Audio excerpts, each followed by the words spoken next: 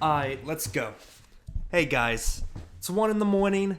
I don't care because I'm not gonna let this happen again. Never. You know what? I'll even make a deal. If this happens for a week, I'll donate $50 to the Trevor Project. If this happens for a month, I'll donate my entire checking account to the Trevor Project. Okay, anyways, back to the video. Hey guys, so today I am going to read The Pearl, written by John Steinbeck. Read by me, Jordan Barclay, because I want to. Alright, let's dive in. The Pearl. In the town they tell the story of the Great Pearl. How it was found and how it was lost again. They tell of Kino, the fisherman, and of his wife, Juana, and of the baby, Coyotito. And because the story has been told so often, it has taken root in every man's mind. And, as with all retold tales that are in people's hearts, there are only good and bad things, and black and white things, and good and evil things, and no in-between anywhere. If this story is a parable, perhaps everyone takes his own meaning from it and reads his own life into it. In any case, they say in the town that 1. Kino awakened in the near dark. The stars still shone, and the day had drawn only a pale wash of light in the lower sky to the east. The roosters had been crowing for some time, and the early pigs were already beginning their ceaseless turning of twigs and bits of wood to see whether anything to eat had been overlooked. Outside the brush house, in the tuna clump, a covey of little birds chittered and flurried with their wings. Kino's eyes opened, and he looked first at the lightning square, which was the door, and then he looked at the hanging box where Coyotito slept. At last he turned his head to Juana, his wife, who lay beside him on the mat, her blue head shawl over her nose and over her breasts and around the small of her back. Juana's eyes were open too. Kino could never remember seeing them closed when he awakened. Her dark eyes made little reflected stars. She was looking at him as she was always looking at him when he awakened. Kino heard the little splash of morning waves on the beach. It was very good. Kino closed his eyes again to listen to his music. Perhaps he alone did this, and perhaps all of his people did it. His people had once been great makers of songs, so that everything they saw or thought or did or heard became a song. That was very long ago. The songs remained. Kino knew them, but no new songs were added. That does not mean that there were no personal songs. In Kino's head there was a song now, clear and soft, and if he had been able to speak of it, he would have called it the song of the family. His blanket was over his nose to protect him from the dank air. His eyes flicked to a rustle beside him. It was Juana arising, almost soundlessly. On her hard bare feet, she went to the hanging box where Coyotito slept, and she leaned over and said a little reassuring word. Coyotito looked up for a moment and closed his eyes and slept again. Juana went to the fire pit and uncovered a coal and fanned it alive while she broke little pieces of brush over it. Now Kino got up and wrapped his blanket about his head and nose and shoulders. He slipped his feet into his sandals and went outside to watch the dawn. Outside the door he squatted down and gathered the blanket ends about his knees. He saw the specks of gulf clouds flame high in the air, and a goat came near and sniffed at him and stared with its cold yellow eyes. Behind him Juana's fire leaped into flame and threw spears of light through the chinks of the brush house wall and through a wavering square of light out the door. A late moth blustered in to find the fire. The song of the family came now from behind Kino, and the rhythm of the family song was the grinding stone where Juana worked the corn for the morning cakes. The dawn came quickly now, a wash, a glow, a lightness. and then an explosion of fire as the sun arose out of the gulf. Kino looked down to cover his eyes from the glare. He could hear the pat of the corn cakes in the house and the rich smell of them on the cooking plate. The ants were busy on the ground. Big black ones with shiny bodies, and little dusty quick ants. Kino watched with a detachment of God while a dusty ant frantically tried to escape the sand trap an antlion had dug for him. A thin, timid dog came close, and, at a soft word from Kino, curled up, arranged its tail neatly over its feet, and laid its chin delicately on the pile. It was a black dog with a yellow gold spots where its eyebrows should have been. It was a morning like other mornings, and yet perfect among mornings. Kino heard the creak of the rope where Juana took Coyotito out of his hanging box and cleaned him and hammocked him in her shawl in a loop that placed him close to her breast. Kino could see these things without looking at them. Juana sang softly an ancient song that had only 3 notes, and yet endless variety of interval. And this was part of the family song too. It was all part. Sometimes it rose to an aching chord that caught the throat, saying this is safety, this is warmth, this is the whole. Across the brush fence were other brush houses, and the smoke came from them too, and the sound of breakfast. But those were other songs. The pigs were other pigs. Their wives were not Juana. Kino was young and strong, and his black hair hung over his brown forehead. His eyes were warm and fierce and bright, and his mustache was thin and coarse. He lowered his blanket from his nose now, for the dark poisonous air was gone and the yellow sunlight fell on the house. Near the brush fence, 2 roosters bowed and fainted at each other with squared wings and neck feathers ruffled out. It would be a clumsy fight. They were not game chickens. Kino watched them for a moment, and then his eyes went up to a flight of wild doves twinkling inland to the hills. The world was awake now, and Kino arose and went into his brush house. As he came through the door, Juana stood up from the glowing fire pit. She put Coyotito back in his hanging box, and then she combed her black hair and braided it in 2 braids and tied the ends with thin green ribbon.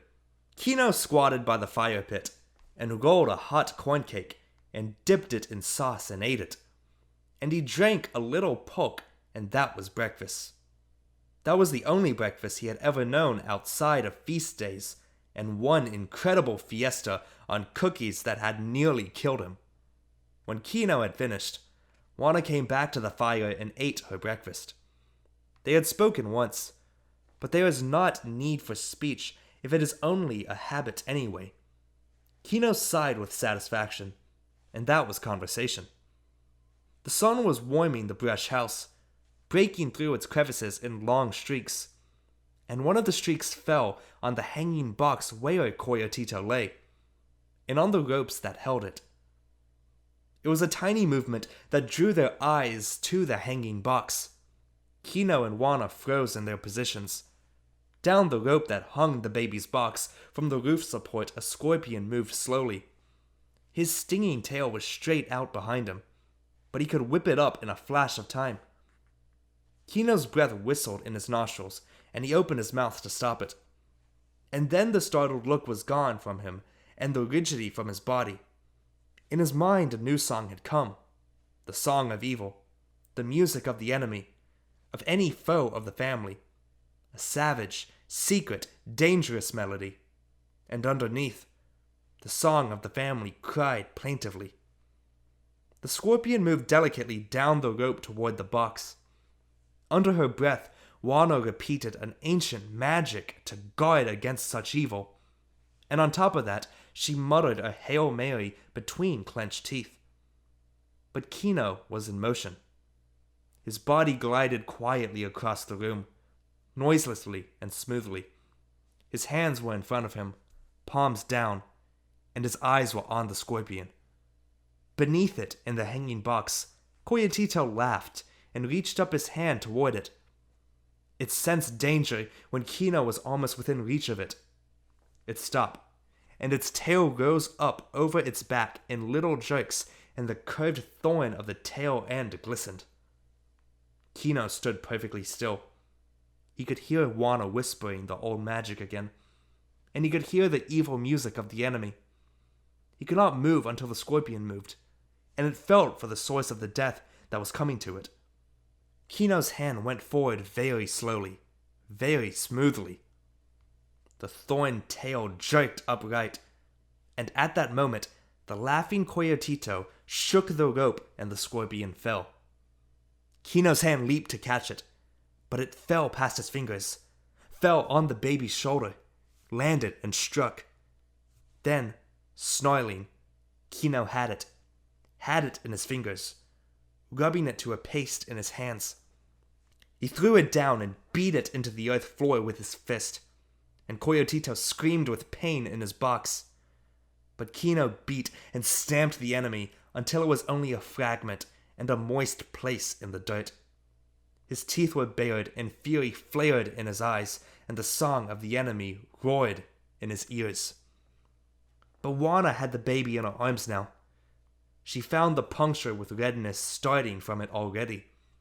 She put her lips down over the puncture and sucked hard and spat and sucked again while Coyotito screamed.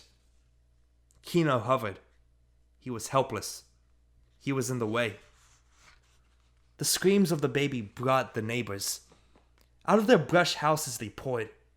Kino's brother Juan Tomas and his fat wife Apollonia and their 4 children crowded in the door and blocked the entrance, while behind them others tried to look in, and one small boy crawled among legs to have a look, and those in front passed the word back to those behind. Scorpion, the baby had been stung. Juana stopped sucking the puncture for a moment. The little hole was slightly enlarged, and its edges whitened from the sucking. But the red swelling extended farther around it in a hard, lymphatic mound. And all of these people knew about the scorpion. An adult might be very ill from the sting, but a baby could easily die from the poison. First, they knew, would come swelling and fever and tightened throat, and then cramps in the stomach. And then Coyotito might die if enough of the poison had gone in. But the stinging pain of the bite was going away. Coyotito's screams turned into moans. Kino had wondered often at the iron in his patient, fragile wife. She, who was obedient and respectful and cheerful and patient, she would arch her back in child pain with hardly a cry. She would stand fatigue and hunger almost better than Kino himself. In the canoe, she was like a strong man. And now she did a most surprising thing. "The doctor," she said. "Go get the doctor." The word was passed out among the neighbors, where they stood close-packed in the little yard behind the brush fence, and they repeated among themselves, "Juana wants the doctor." A wonderful thing, a memorable thing, to want a doctor. To get him would be a remarkable thing. The doctor never came to the cluster of brush houses. Why should he, when he had more than he could do to take care of the rich people who lived in the stone and plaster houses of the town? He would not come, the people in the yard said. He would not come, the people in the doors said. And the thought got into Kino. The doctor would not come, Kino said to Juana. She looked up at him, her eyes as cold as the eyes of a lioness. This was Juana's first baby. This was nearly everything there was in Juana's world. And Kino saw her determination, and the music of the family sounded in his head with a steely tone. "Then we will go to him," Juana said. And with one hand she arranged her dark blue shawl over her head and made of one end of it a sling to hold the moaning baby, and made the other end of it a shade over his eyes to protect him from the light. The people in the door pushed against those behind to let her through. Kino followed her. They went out of the gate to the rutted path, and the neighbors followed them. The thing had become a neighborhood affair. They made a quick, soft-footed procession into the center of the town. First Juana and Kino, and behind them Juan Tomas and Apollonia, her big stomach jiggling with the strenuous pace. Then all the neighbors with the children trotting on the flanks. And the yellow sun threw their black shadows ahead of them so that they walked on their own shadows. They came to the place where the brush houses stopped and the city of stone and plaster began. The city of harsh outer walls and inner cool gardens where little water played and the Borgana Velea crusted the walls with purple and brick red and white. They heard from the secret gardens the singing of caged birds and heard the splash of cooling water on hot flagstones. The procession crossed the blinding plaza and passed in front of the church. It had grown now, and on the outskirts, the hurrying newcomers were being softly informed how the baby had been stung by a scorpion, how the father and mother were taking it to the doctor. And the newcomers, particularly the beggars from the front of the church who were great experts in financial analysis, looked quickly at Juana's old blue skirt, saw the tears in her shawl, appraised the green ribbon on her braids, read the age of Kino's blanket and the 1,000 washings of his clothes, and set them down as poverty people and went along to see what kind of drama might develop. The 4 beggars in front of the church knew everything in the town. They were students of the expressions of young women as they went in to confession, and they saw them as they came out and read the nature of the sin. They knew every little scandal and some very big crimes. They slept at their posts in the shadow of the church so that no one crept in for consolation without their knowledge. And they knew the doctor. They knew his ignorance, his cruelty, his avarice, his appetites, his sins. They knew his clumsy abortions and the little brown pennies he gave sparingly for alms. They had seen his corpses go into the church. And, since early mass was over and business was slow, they followed the procession, these endless searchers after perfect knowledge of their fellow men, to see what the fat, lazy doctor would do about an indigent baby with a scorpion bite. The scurrying procession came at last to the big gate in the wall of the doctor's house. They could hear the splashing water and the singing of caged birds and the sweep of the long brooms on the flagstones, and they could smell the frying of good bacon from the doctor's house. Kino hesitated a moment. This doctor was not of his people. This doctor was of a race which for nearly 400 years had beaten and starved and robbed and despised Kino's race, and frightened it too, so that the indigene came humbly to the door. And as always when he came near to one of his race, Kino felt weak and afraid and angry at the same time. Rage and terror went together. He could kill the doctor more easily than he could talk to him, for all of the doctor's race spoke to all of Kino's race as though they were simple animals. And as Kino raised his right hand to the iron ring knocker in the gate, rage swelled in him, and the pounding music of the enemy beat in his ears, and his lips drew tight against his teeth. But with his left hand, he reached to take off his hat. The iron ring pounded against the gate. Kino took off his hat and stood waiting. Quietito moaned a little in Juana's arms, and she spoke softly to him. The procession crowded close, the better to see and hear. After a moment, the big gate opened a few inches. Kino could see the green coolness of the garden and little splashing fountain through the opening. The man who looked out at him was one of his own race. Kino spoke to him in the old language. "The little one, the firstborn, has been poisoned by a scorpion," Kino said. "He requires the skills of a healer." The gate closed a little, and the servant refused to speak in the old language. "A little moment," he said. I go to inform myself." And he closed the gate and slid the bolt home. The glaring sun threw the bunched shadows of the people blackly on the white wall. In his chamber, the doctor sat up in his high bed.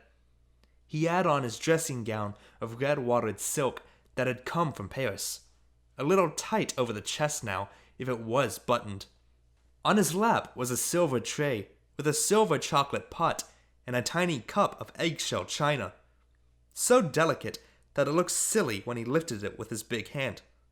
Lifted it with the tips of thumb and forefinger and spread the other 3 fingers wide to get them out of the way. His eyes rested in puffy little hammocks of flesh, and his mouth drooped with discontent. He was growing very stout, and his voice was hoarse with the fat that pressed on his throat. Beside him on a table was a small oriental gong and a bowl of cigarettes. The furnishings of the room were heavy and dark and gloomy. The pictures were religious, even the large tinted photograph of his dead wife, who, if masses willed and paid for out of her own estate could do it, was in heaven. The doctor had once for a short time been a part of the great world, and his whole subsequent life was memory and longing for France. That, he said, was civilized living. By which he meant that on a small income he had been able to keep a mistress and eat in restaurants. He poured a second cup of chocolate and crumbled a sweet biscuit in his fingers. The servant from the gate came to open the door and stood waiting to be noticed. "Yes?" the doctor asked. "It is a little Indian with a baby. He says a scorpion stung it." The doctor put his cup down gently before he let his anger rise. "Have I nothing better to do than cure insect bites for little Indians? I am a doctor, not a veterinary." "Yes, patron," said the servant. "Has he any money?" the doctor demanded. "No, they never have money. I alone in the world am supposed to work for nothing, and I am tired of it. See if he has any money." At the gate, the servant opened the door a trifle and looked out at the waiting people, and this time he spoke in the old language. "Have you money to pay for the treatment?" Now Kino reached into a secret place somewhere under his blanket. He brought out a paper folded many times. Crease by crease he unfolded it, until at last there came to view 8 small misshapen seed pearls, as ugly and gray as little ulcers, flattened and almost valueless. The servant took the paper and closed the gate again. But this time he was not gone long. He opened the gate just wide enough to pass the paper back. "The doctor has gone out," he said. "He was called to a serious case." And he shut the gate quickly out of shame. And now a wave of shame went over the whole procession. They melted away. The beggars went back to the church steps. The stragglers moved off, and the neighbors departed so that the public shaming of Kino would not be in their eyes. For a long time Kino stood in front of the gate with Juana beside him. Slowly he put his suppliant hat on his head. Then, without warning, he struck the gate a crushing blow with his fist. He looked down in wonder at his split knuckles and at the blood that flowed down between his fingers. End of Chapter 1. Chapter 2. The town lay on a broad estuary, its old yellow plastered buildings hugging the beach. And on the beach, the white and blue canoes that came from Nayarit were drawn up. Canoes preserved for generations by a hard shell-like waterproof plaster whose making was a secret of the fishing people. They were high and graceful canoes with curving bow and stern and a braced section midships where a mast could be stepped to carry a small lateen sail. The beach was yellow sand, but at the water's edge a rubble of shell and algae took its place. Fiddler crabs bubbled and sputtered in their holes in the sand. And in the shallows, little lobsters popped in and out of their tiny homes in the rubble and sand. The sea bottom was rich with crawling and swimming and growing things. The brown algae waved in the gentle currents, and the green eel grass swayed, and little seahorses clung to its stems. Spotted botet, the poison fish, lay on the bottom in the eelgrass beds, and the bright-colored swimming crabs scampered over them. On the beach, the hungry dogs and the hungry pigs of the town searched endlessly for any dead fish or seabird that might have floated in on a rising tide. Although the morning was young, the hazy mirage was up. The uncertain air was magnified some things and blotted out others hung over the whole gulf, so that all sights were unreal and vision could not be trusted. So that sea and land had the sharp clarities and the vagueness of a dream. Thus it might be that the people of the Gulf trust things of the spirit and things of the imagination, but they do not trust their eyes to show them distance or a clear outline or any optical exactness. Across the estuary from the town, one section of mangrove stood clear and telescopically defined, while another mangrove clump was a hazy black-green blob. Part of the far shore disappeared into a shimmer that looked like water. There was no certainty in seeing, no proof that what you saw was there or was not there, and the people of the Gulf expected all places were that way. And it was not strange to them. A copper haze hung over the water, and the hot morning sun beat on it and made it vibrate blindingly. The brush houses of the fishing people were back from the beach on the right-hand side of the town, and the canoes were drawn up in front of this area. Kino and Juana came slowly down to the beach and to Kino's canoe, which was the one thing of value he owned in the world. It was very old. Kino's grandfather had brought it from Nayarit, and he had given it to Kino's father, and so it had come to Kino. It was at once property and source of food, for a man with a boat can guarantee a woman that she will eat something. It was the bulwark against starvation, and every year Kino refinished his canoe with the hard shell-like plaster by the secret method that had also come to him from his father. Now he had come to the canoe and touched the bow tenderly as he always did. He laid his diving rock and his basket and the 2 ropes in the sand by the canoe, and he folded his blanket and laid it in the bow. Juana laid Coyotito on the blanket, and she pasted her shawl over him so that the hot sun could not shine on him. He was quiet now, but the swelling on his shoulder had continued up his neck and under his ear, and his face was puffed and feverish. Juana went to the water and waded in. She gathered some brown seaweed and made a flat, damp poultice of it, and this she applied to the baby's swollen shoulder, which was as good a remedy as any and probably better than the doctor could have done. But the remedy lacked his authority because it was simple and didn't cost anything. The stomach cramps had not come to Coyotito.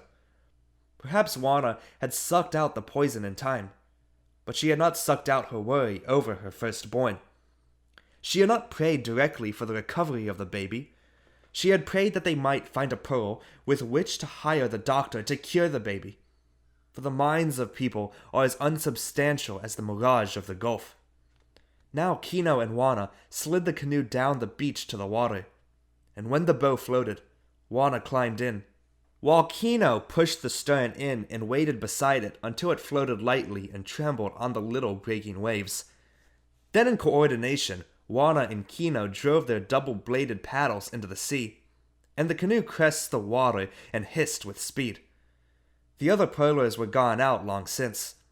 In a few moments, Kino could see them clustered in the haze, riding over the oyster bed. Light filtered down through the water to the bed, where the frilly pearl oysters lay fastened to the rubbly bottom. A bottom strewn with shells of broken, opened oysters. This was the bed that had raised the King of Spain to be a great power in Europe in past years, had helped to pay for his wars, and had decorated the churches for his soul's sake. The gray oysters with ruffles like skirts on the shells, the barnacle-crusted oysters with little bits of weed clinging to the skirts and small crabs climbing over them. An accident could happen to these oysters. A A grain of sand could lie in the folds of muscle and irritate the flesh until, in self-protection, the flesh coated the grain with a layer of smooth cement. But once started, the flesh continued to coat the foreign body until it fell free in some tidal flurry or until the oyster was destroyed. For centuries, men had dived down and torn the oysters from the beds and ripped them open, looking for the coated grains of sand. Swarms of fish lived near the bed to live near the oysters thrown back by the searching men and to nibble at the shining inner shells. But the pearls were accidents, and the finding of one was luck, a little pat on the back by God, or the gods of both. Kino had 2 ropes, one tied to a heavy stone and one to a basket. He stripped off his shirt and trousers and laid his hat in the bottom of the canoe. The water was oily smooth. He took his rock in one hand and his basket in the other, and he slipped feet first over the side, and the rock carried him to the bottom. The bubble rose behind him until the water cleared and he could see. Above, the surface of water was an undulating mirror of brightness, and he could see the bottoms of the canoe sticking through it.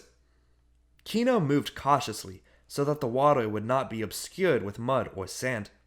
He hooked his foot in the loop of his rock, and his hands worked quickly, tearing the oysters loose, some singly, others in clusters. He laid them in his basket.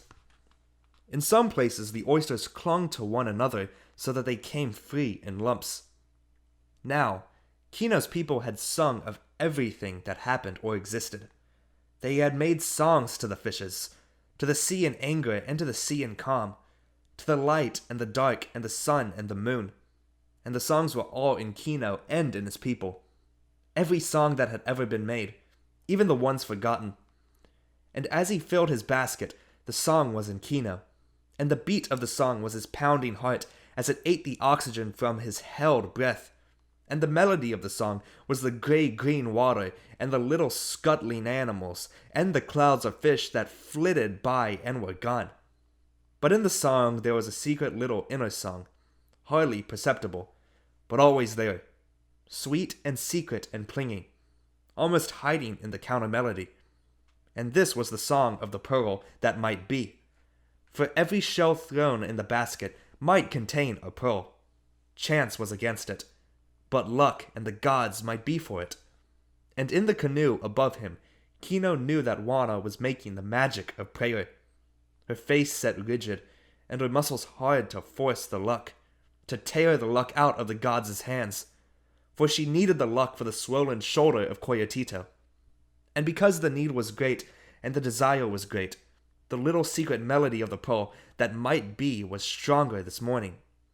Whole phrases of it came clearly and softly into the song of the undersea. Kino, in his pride and youth and strength, could remain down over 2 minutes without strain, so that he worked deliberately, selecting the largest shells. Because they were disturbed, the oyster shells were tightly closed. A little to his right, a hummock of rubbly rock stuck up, covered with young oysters not ready to take. Kino moved next to the hummock, and then, beside it, under a little overhang, he saw a very large oyster lying by itself, not covered with its clinging brothers. The shell was partly open, for the overhang protected this ancient oyster, and in the lip-like muscle, Kino saw a ghostly gleam, and then the shell closed down. His heart beat out a heavy rhythm, and the melody of the maybe pearl shrilled in his ears. Slowly he forced the oyster loose and held it tightly against his breast. He kicked his foot free from the rock loop, and his body rose to the surface, and his black hair gleamed in the sunlight. He reached over the side of the canoe and laid the oyster in the bottom, while Wana steadied the boat while he climbed in. His eyes were shining with excitement. But in decency, he pulled up his rock, and then he pulled up his basket of oysters and lifted them in. Wana sensed his excitement, and she pretended to look away. It is not good to want a thing too much. It sometimes drives the luck away. You must want it just enough, and you must be very tactful with God or the gods. But Wana stopped breathing. Very deliberately, Kino opened his short, strong knife. He looked speculatively at the basket, Perhaps it would be better to open the oyster last. He took a small oyster from the basket, cut the muscle, searched the folds of flesh, and threw it in the water. Then he seemed to see the great oyster for the first time. He squatted in the bottom of the canoe, picked up the shell and examined it. The flutes were shining back to brown, and only a few small barnacles adhered to the shell. Now Kino was reluctant to open it. What he had seen, he knew, might be a reflection. A piece of flat shell accidentally drifted in, or a complete illusion. In this gulf of uncertain light, there were more illusions than realities. But Juana's eyes were on him, and she could not wait. She put a hand on Coyotito's covered head. "Open it," she said softly. Kino deftly slipped his knife into the edge of the shell. Through the knife he could feel the muscle tighten hard. He worked the blade lever wise, and the closing muscle parted and the shell fell apart. The lip-like flesh writhed up and then subsided. Kino lifted the flesh, and there it lay, the great pearl, perfect as the moon. It captured the light and refined it and gave it back in silver incandescence. It was as large as a seagull's egg. It was the greatest pearl in the world. Juana caught her breath and moaned a little. And to Kino, the secret melody of the maybe pearl broke clear and beautiful, rich and warm and lovely, glowing and gloating and triumphant. In the surface of the great pearl, he could see dreams form. He picked the pearl from the dying flesh and held it in his palm. And he turned it over and saw that its curve was perfect. Juana came near to stare at it in his hand, and it was the hand he had smashed against the doctor's gate, and the torn flesh of the knuckles was turned grayish-white by the sea water. Instinctively, Juana went to Coyotito, where he lay on his father's blanket. She lifted the poultice of seaweed and looked at the shoulder. "Kino," she cried shrilly. He looked past his pearl, and he saw that the swelling was going out of the baby's shoulder. The poison was receding from its body. Then Kino first closed over the pearl, and his emotion broke over him. He put back his head and howled. His eyes rolled up, and he screamed, and his body was rigid.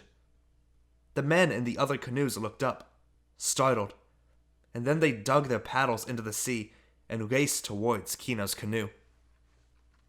End of Chapter 2. Chapter 3. A town is a thing like a colonial animal. A town has a nervous system, and a head, and shoulders, and feet. A town is a thing separate from all other towns, so that there are no two towns alike. And a town has a whole emotion. How news travels through a town is a mystery not easily to be solved. News seems to move faster than small boys can scramble and dart to tell it, faster than women can call it over the fences. Before Kino and Juana and the other fishers had come to Kino's brush house, the nerves of the town were pulsing and vibrating with the news. Kino had found the pearl of the world. Before painting little boys could strangle out the words, their mothers knew it. The news swept on past the brush houses, and it washed in a foaming wave into the town of stone and plaster. It came to the priest walking in his garden, and it put a thoughtful look in his eyes and a memory of certain repairs necessary to the church.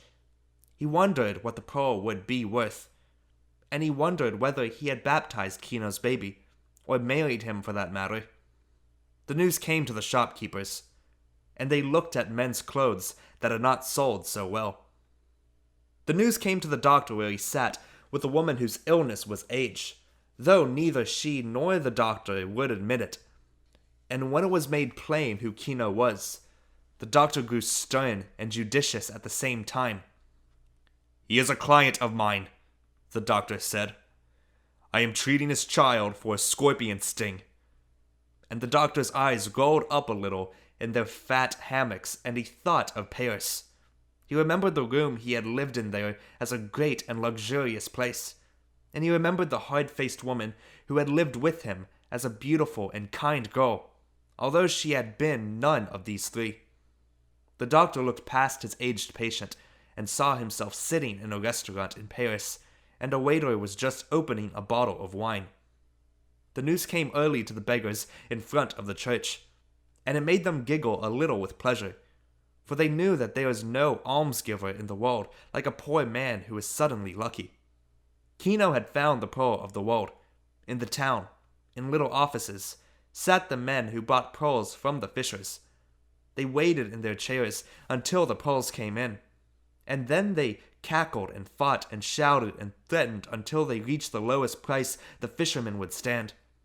But there was a price below which they dared not go, for it had happened that a fisherman in despair had given his pearls to the church. And when the buying was over, these buyers sat alone, and their fingers played restlessly with the pearls. And they wished they owned the pearls, for there were not many buyers really. There was only one, and he kept these agents in separate offices to give a semblance of a competition. The news came to these men, and their eyes squinted and their fingertips burned a little, and each one thought how the patron could not live forever, and someone had to take his place. And each one thought how, with some capital, he could get a new start. All manner of people grew interested in Kino. People with things to sell, and people with favors to ask. Kino had found the pearl of the world. The essence of pearl mixed with essence of men, and a curious dark residue, was precipitated.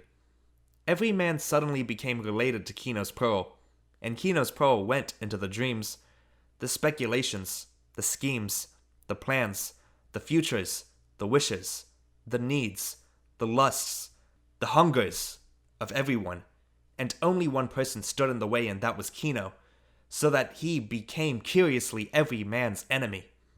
The news stirred up something infinitely black and evil in the town.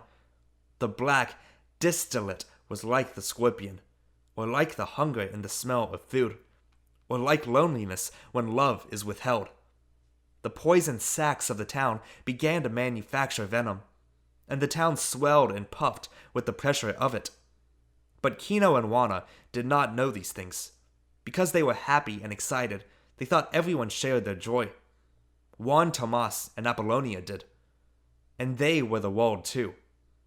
In the afternoon, when the sun had gone over the mountains of the peninsula to sink in the outward sea, Kino squatted in his house with Juana beside him, and the brush house was crowded with neighbors. Kino held the great pearl in his hand, and it was warm and alive in his hand. And the music of the pearl had merged with the music of the family so that one beautified the other. The neighbors looked at the pearl in Kino's hand, and they wondered how such luck could come to any man. And Juan Tomas, who squatted on Kino's right hand because he was his brother, asked, "What will you do now that you have become a rich man?" Kino looked into his pearl, and Juana cast her eyelashes down and arranged her shawl to cover her face so that her excitement could not be seen. And in the incandescence of the pearl, the pictures formed the things of Kino's mind had considered in the past and had given up as impossible. In the pearl he saw Juana and Coyotito, and himself standing and kneeling at the high altar, and they were being married now that they could pay. He spoke softly. "We will be married in the church." In the pearl he saw how they were dressed. Juana in a shawl stiff with newness and a new skirt, and from under the long skirt Kino could see that she wore shoes. It was in the pearl, the picture glowing there. He himself was dressed in new white clothes, and he carried a new hat, not of straw, but of fine black felt. And he too wore shoes, not sandals, but shoes that laced. But Coyotito, he was the one. He wore a blue sailor suit from the United States, and a little yachting cap such as Kino had seen once when a pleasure boat put into the estuary. All of these things Kino saw in the lucent pearl, and he said, "We will have new clothes." And the music of the pearl rose like a chorus of trumpets in his ears. Then to the lovely gray surface of the pearl came the little things Kino wanted. A harpoon to take the place of one lost a year ago. A new harpoon of iron with a ring in the end of the shaft. And His mind could hardly make a leap. A rifle. But why not, since he was so rich? And Kino saw Kino in the pearl. Kino holding a Winchester carbine. It was the wildest daydreaming and very pleasant. His lips moved hesitantly over this. A rifle, he said. Perhaps a rifle. It was the rifle that broke down the barriers. This was an impossibility.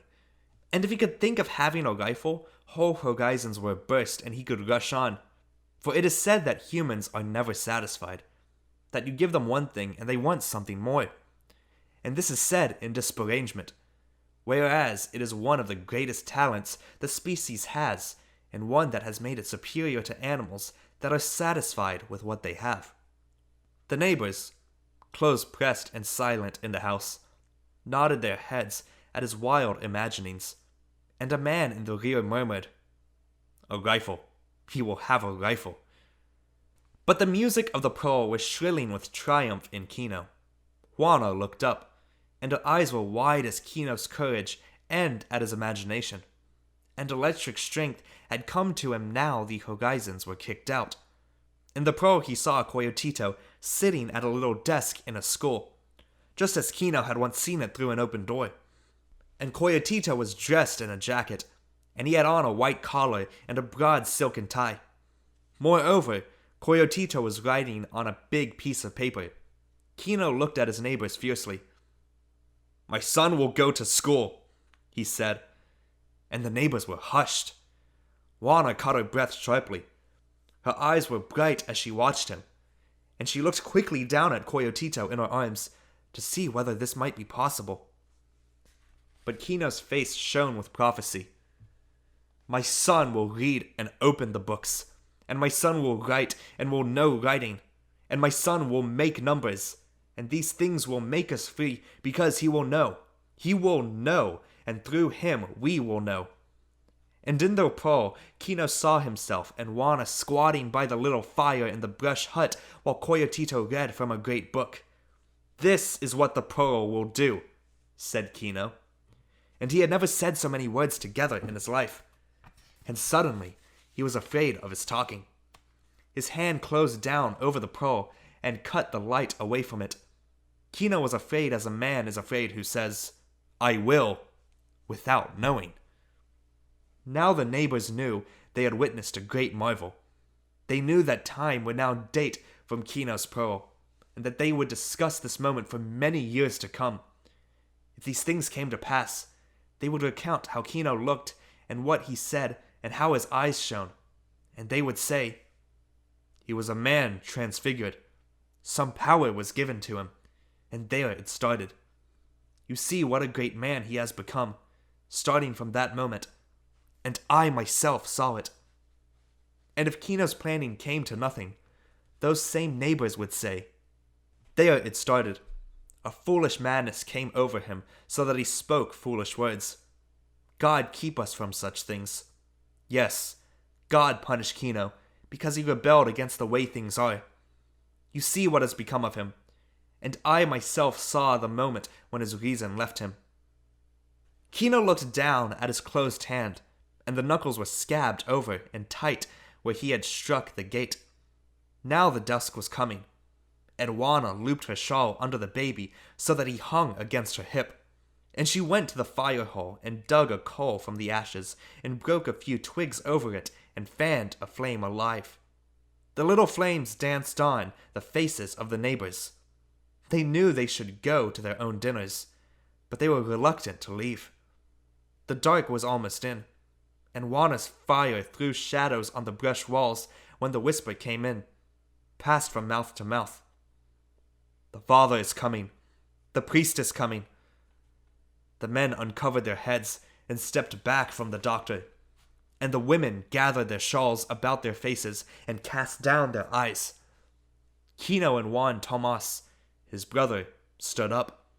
The priest came in, a graying, aging man, with an old skin and a young, sharp eye. Children, he considered these people, and he treated them like children. "Kino," he said softly, "thou art named after a great man, and a great father of the church." He made it sound like a benediction. "Thy namesake tamed the desert and sweetened the minds of thy people. Didst thou know that? It is in the books." Kino looked quickly down at Coyotito's head, where he hung on Juana's hip. Someday, his mind said, that boy would know what things were in the books and what things were not. The music had gone out of Kino's head. But now, thinly, slowly, the melody of the morning, the music of evil, of the enemy sounded. But it was faint and weak, and Kino looked at his neighbors to see who might have brought the song in. But the priest was speaking again. "It has come to me that thou hast found a great fortune, a great pearl." Kino opened his hand and held it out, but the priest gasped a little at the size and the beauty of the pearl, and then he said, "I hope thou wilt remember to give thanks, my son, to him who has given thee this treasure, and to pray for guidance in the future." Kino nodded dumbly, and it was Juana who spoke softly. "We will, father, and we will be married now. Kino has said so." She looked at the neighbors for confirmation, and they nodded their heads solemnly. The priest said, "It is pleasant to see that your first thoughts are good thoughts. God bless you, my children." He turned and left quietly, and the people let him through. But Kino's hand had closed tightly on the pearl again, and he was glancing about suspiciously, for the evil song was in his ears, shrilling against the music of the pearl. The neighbors slipped away to go to their houses, and Juana squatted by the fire and set her clay pot of boiled beans over the little flame. Kino stepped to the doorway and looked out. As always, he could smell the smoke from many fires, and he could see the hazy stars and feel the damp of night air so that he covered his nose from it. The thin dog came to him and threshed itself in greeting like a wind-blown flag, and Kino looked down at it and didn't see it. He had broken through the horizons into a cold and lonely outside. He felt alone and unprotected, and scraping crickets and shrilling tree frogs and croaking toads seemed to be carrying the melody of evil. Kino shivered a little and drew his blanket more tightly against his nose. He carried the pearls still in his hand, tightly closed in his palm, and it was warm and smooth against his skin. Behind him he heard Juana patting the cakes before she put them down on the clay cooking sheet. Kino felt all the warmth and security of his family behind him, and the song of the family came from behind him like the purring of a kitten. But now, by saying what his future was going to be like, he had created it. A plan is a real thing, and things projected are experienced. A plan once made and visualized becomes a reality along with other realities, never to be destroyed, but easily to be attacked. Thus Kino's future was real, but having set it up, other forces were set up to destroy it, and this he knew, so that he had to prepare to meet the attack. And this Kino knew also, that the gods do not love men's plans, and the gods do not love success unless it comes by accident. He knew that the gods take their revenge on a man if he be successful through his own efforts. Consequently, Kino was afraid of plans, but having made one, he could never destroy it. And to meet the attack, Kino was already making a hard skin for himself against the world. His eyes and his mind probed for danger before it appeared. Standing in the door, he saw two men approach, and one of them carried a lantern which lighted the ground and the legs of the men. They turned in through the opening of Kino's brush fence and came to his door. And Kino saw that one was the doctor and the other the servant who had opened the gate in the morning. The split knuckles on Kino's right hand burned when he saw who they were. The doctor said, "I was not in when you came this morning, but now, at the first chance, I have come to see the baby." Kino stood in the door, filling it, and hatred raged and flamed in the back of his eyes, and fear too, for the hundreds of years of subjugation were cut deep in him. "The baby is nearly well now," he said curtly. The doctor smiled, but his eyes in their little lymph-lined hammocks did not smile. He said, "Sometimes, my friend, the scorpion sting has a curious effect. There will be apparent improvement, and then without warning, poof!" He pursed his lips and made a little explosion to show how quick it would be.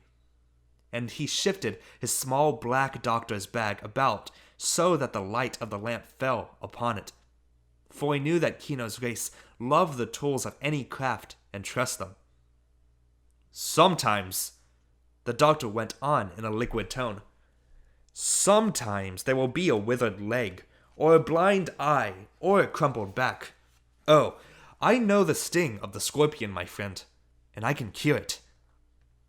Kino felt the rage and hatred melting toward fear. He did not know, and perhaps the doctor did, and he could not take the chance of pitting a certain ignorance against this man's possible knowledge. He was trapped as his people were always trapped, and would be until, as he had said, they could be sure that the things in the books were really in the books. He could not take a chance, not with the life or with the straightness of Coyotito. He stood aside and let the doctor and his man enter the brush hut. Juana stood up from the fire and backed away as he entered, and she covered the baby's face with the fringe of her shawl, and when the doctor went to her and held out his hand, she clutched the baby tight and looked at Kino where he stood, with the fire shadows leaping on his face. Kino nodded, and only then did she let the doctor take the baby. "Hold the light," the doctor said, and when the servant held the lantern light, the doctor looked for a moment at the wound on the baby's shoulder. He was thoughtful for a moment, and then he rolled back the baby's eyelid and looked at the eyeball. He nodded his head while Coyotito struggled against him. "It is as I thought," he said. "The poison has gone inward, and it will strike soon. Come look!" He held the eyelid down. "See, it is blue." And Kino, looking anxiously, saw that indeed it was a little blue. And he didn't know whether or not it was always a little blue. But the trap was set. He couldn't take the chance. The doctor's eyes watered in their little hammocks. "I will give him something to try to turn the poison aside," he said. And he handed the baby to Kino. Then from his bag, he took a little bottle of white powder and a capsule of gelatin. He filled the capsule with the powder and closed it. And then around the first capsule, he fitted a second capsule and closed it. Then he worked very deftly. He took the baby and pinched its lower lip until it opened its mouth. His fat fingers placed the capsule far back on the baby's tongue, back to the point where he could spit it out. And then from the floor, he picked up the little pitcher of pulque and gave Coyotito a drink. And it was done. He looked again at the baby's eyeball, and he pursed his lips and seemed to think. At last, he handed the baby back to Juana, and he turned to Kino. "I think the poison will attack within the hour," he said. "The medicine may save the baby from hurt, but I will come back in an hour. Perhaps I am in time to save him." He took a deep breath and went out of the hut, and a servant followed him with a lantern. Now Juana had the baby under her shawl, and she stared at it with anxiety and fear. Kino came to her, and he lifted the shawl and stared at the baby. He moved his hand to look under the eyelid, and only then saw that the pearl was still in his hand. Then he went to a box by the wall, and from it he brought a piece of rag. He wrapped the pearl in the rag, then went to the corner of the brush house and dug a little hole with his fingers in the dirt floor.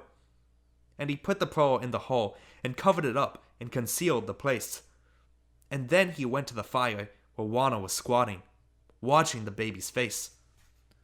The doctor, back in his house, settled into his chair and looked at his watch.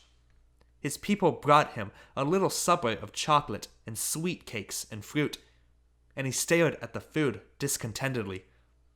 In the houses of the neighbors, the subject that would lead all conversations for a long time to come was aired for the first time to see how it would go. The neighbors showed one another with their thumbs how big the pearl was, and they made little caressing gestures to show how lovely it was. From now on, they would watch Kino and Wana very closely to see whether riches turned their heads, as riches turn all people's heads. Everyone knew why the doctor had come. He was not good at dissembling, and he was very well understood. Out in the estuary, a tight-woven school of small fishes glittered and broke water to escape a school of great fishes that drove in to eat them. And in the houses, the people could hear the swish of the small ones and the bouncing splash of the great ones as the slaughter went on. The dampness arose out of the gulf and was deposited on bushes and cacti and on little trees and salty drops. And the night mice crept about on the ground, and little night hawks hunted them silently. The skinny black puppy with flame spots over his eyes came to Kino's door and looked in. He nearly shook his hindquarters loose when Kino glanced up at him, and he subsided when Kino looked away. The puppy did not enter the house, but he watched with frantic interest while Kino ate his beans from the little pottery dish and wiped it clean with a coin cake and ate the cake and washed the whole down with a drink of poke. Kino was finished and was rolling a cigarette when Wana spoke sharply. "Kino." He glanced at her and then got up and went quickly to her, for she saw fright in her eyes. He stood over her, looking down, but the light was very dim. He kicked a pile of twigs into the fire hole to make a blaze, and then he could see the face of Coyotito. The baby's face was flushed, and his throat was working, and a little thick draw of saliva issued from his lips. The spasm of the stomach muscles began, and the baby was very sick. Kino knelt beside his wife. "So the doctor knew," he said. But he said it for himself as well as for his wife, for his mind was hard and suspicious, and he was remembering the white powder. Wana rocked from side to side and moaned out the little song of the family, as though it could ward off the danger, and the baby vomited and writhed in her arms. Now uncertainty was in Kino, and the music of evil throbbed in his head and nearly drove out Wana's song. The doctor finished his chocolate and nibbled the little fallen pieces of sweet cake. He brushed his fingers on a napkin, looked at his watch, arose, and took up his little bag. The news of the baby's illness traveled quickly among the brush houses, for sickness is second only to hunger as the enemy of poor people. And some said softly, "Luck, you see, brings bitter friends." And they nodded and got up to go to Kino's house. The neighbors scuttled with covered noses through the dark until they crowded into Kino's house again. They stood and gazed, and they made little comments on the sadness that this should happen at a time of joy. And they said, "All things are in God's hands." The old woman squatted down beside Wana to try to give her aid if they could and comfort if they could not. Then the doctor hurried in, followed by his man. He scattered the old women like chickens. He took the baby and examined it and felt its head.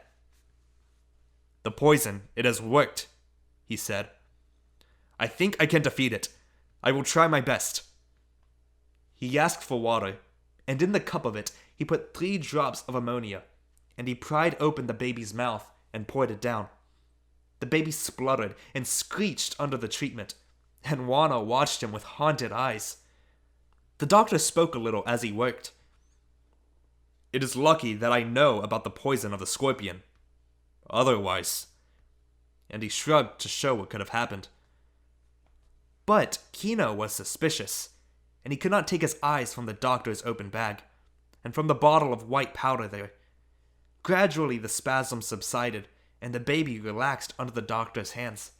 And then Coyotito sighed deeply and went to sleep, for he was very tired with vomiting. The doctor put the baby in Wana's arms. "He will get well now," he said. "I have won the fight." And Wana looked at him with adoration. The doctor was closing his bag now. He said, "When do you think you can pay this bill?" He said it even kindly. "When I have sold my pearl, I will pay you," Kino said. "You have a pearl? A good pearl?" The doctor asked with interest. And then the chorus of the neighbors broke in. "He has found the pearl of the world," they cried, and they joined forefinger with thumb to show how great the pearl was. "Kino will be a rich man," they clamored. "It is a pearl such as one has never seen." The doctor looked surprised. "I had not heard of it. Do you keep this pearl in a safe place? Perhaps you would like me to put it in my safe?" Kino's eyes were hooded now. His cheeks were drawn taut. "I have it secure," he said. "Tomorrow I will sell it, and then I will pay you." The doctor shrugged, and his wet eyes never left Kino's eyes. He knew the pearl would be buried in the house, and he thought Kino might look toward the place where it was buried. "It would be a shame to have it stolen before you could sell it," the doctor said.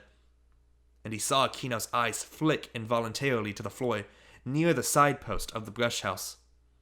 When the doctor had gone and all the neighbors had reluctantly returned to their houses, Kino squatted beside the little glowing coals in the fire hole and listened to the night sound.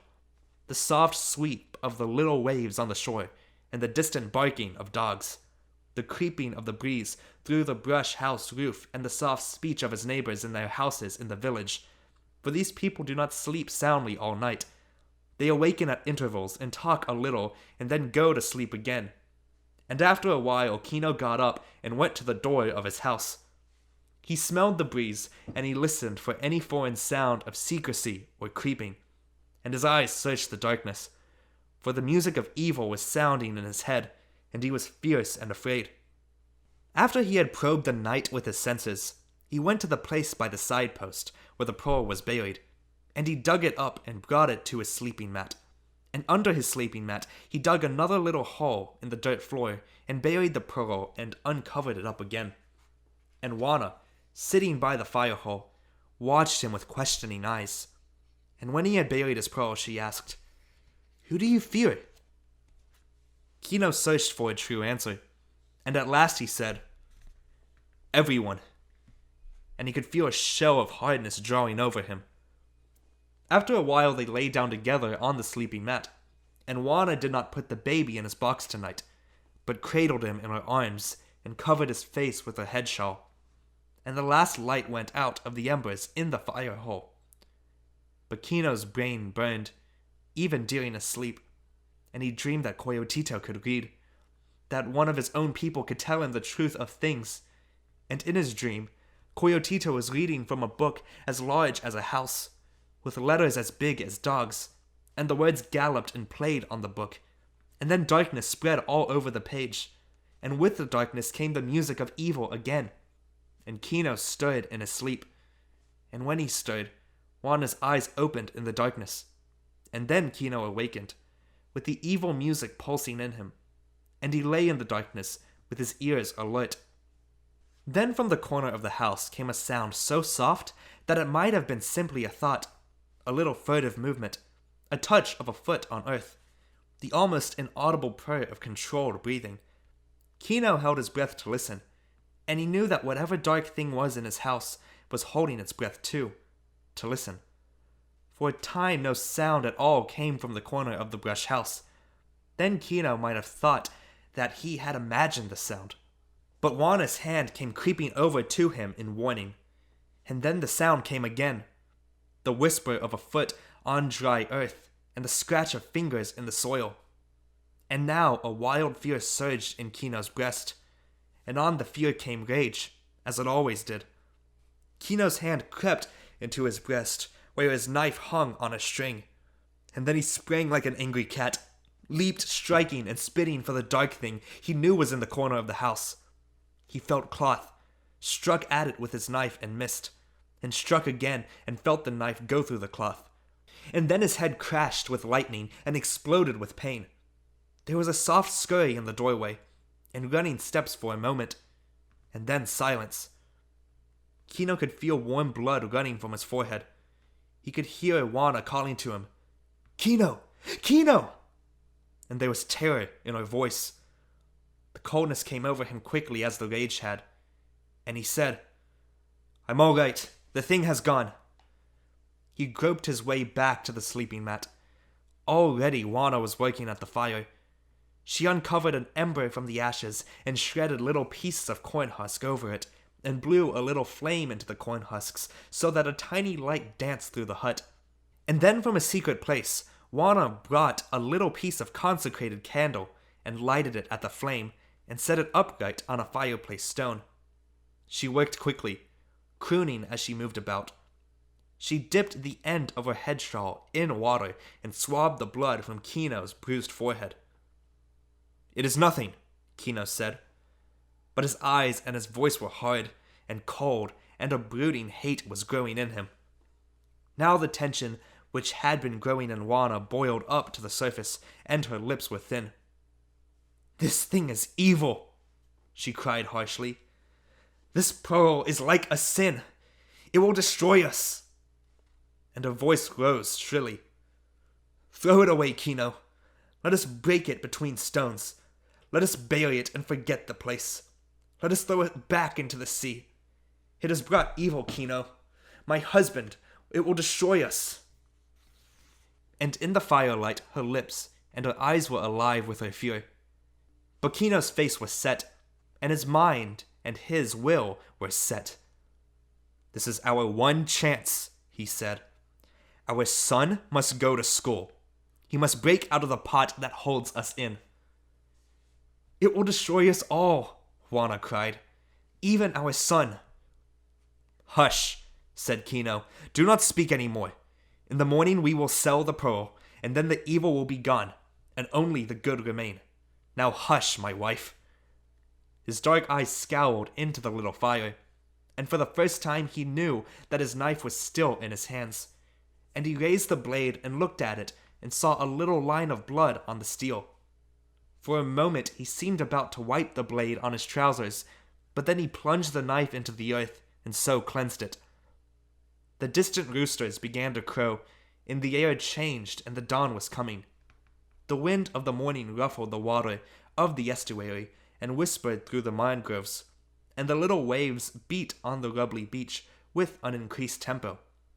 Kino raised the sleeping mat and dug up his pearl and put it in front of him and stared at it.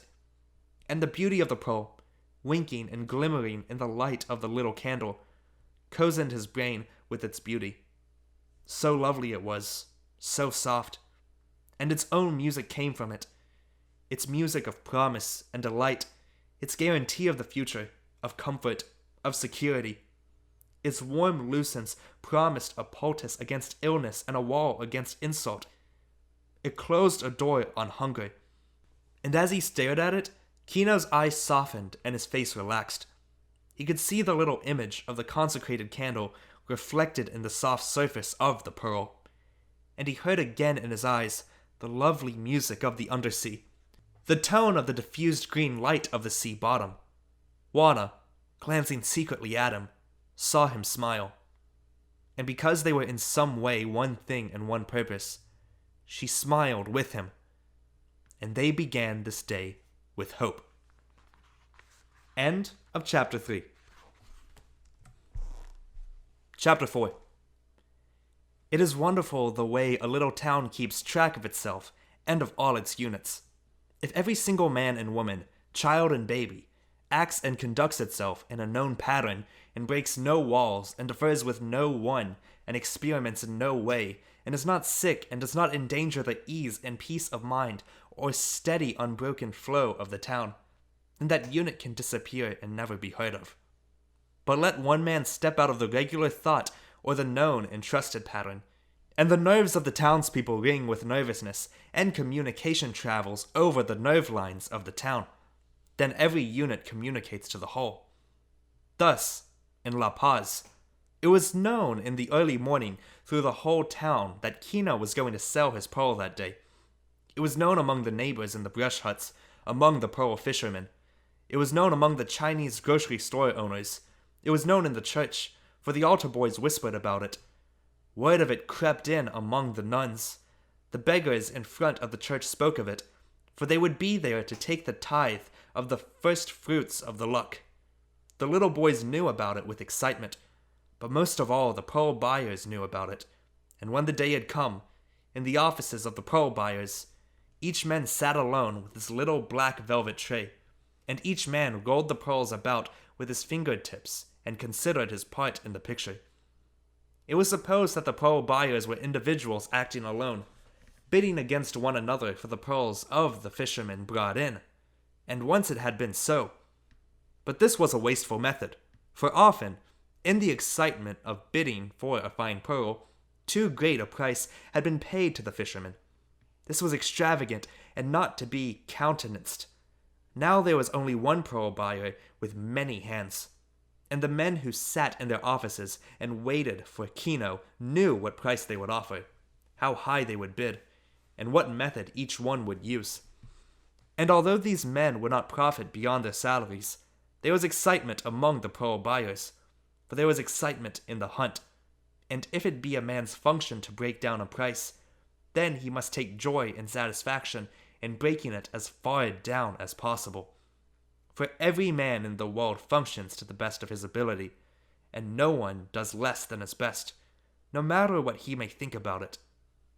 Quite apart from any reward they might get, from any word of praise, from any promotion, a pearl buyer was a pearl buyer, and the best and happiest pearl buyer was he who bought for the lowest prices. The sun was hot yellow that morning, and it drew the moisture from the estuary and from the gulf, and hung it in shimmering scarves in the air, so that the air vibrated, and vision was insubstantial. A vision hung in the air to the north of the city, the vision of a mountain that was over 200 miles away, and the high hopes of this mountain were swaddled with pines, and a great stone peak arose above the timber line. And the morning of this day, the canoes lay lined up on the beach. The fishermen did not go out to dive for pearls, for there would be too much happening, too many things to see when Kino went to sell the great pearl. In the brush houses by the shore, Kino's neighbors sat long over their breakfasts, and they spoke of what they would do if they had found the pearl. And one man said that he would give it as a present to the Holy Father in Rome. Another said that he would buy masses for the souls of his family for 1,000 years. Another thought he might take the money and distribute it among the poor of La Paz.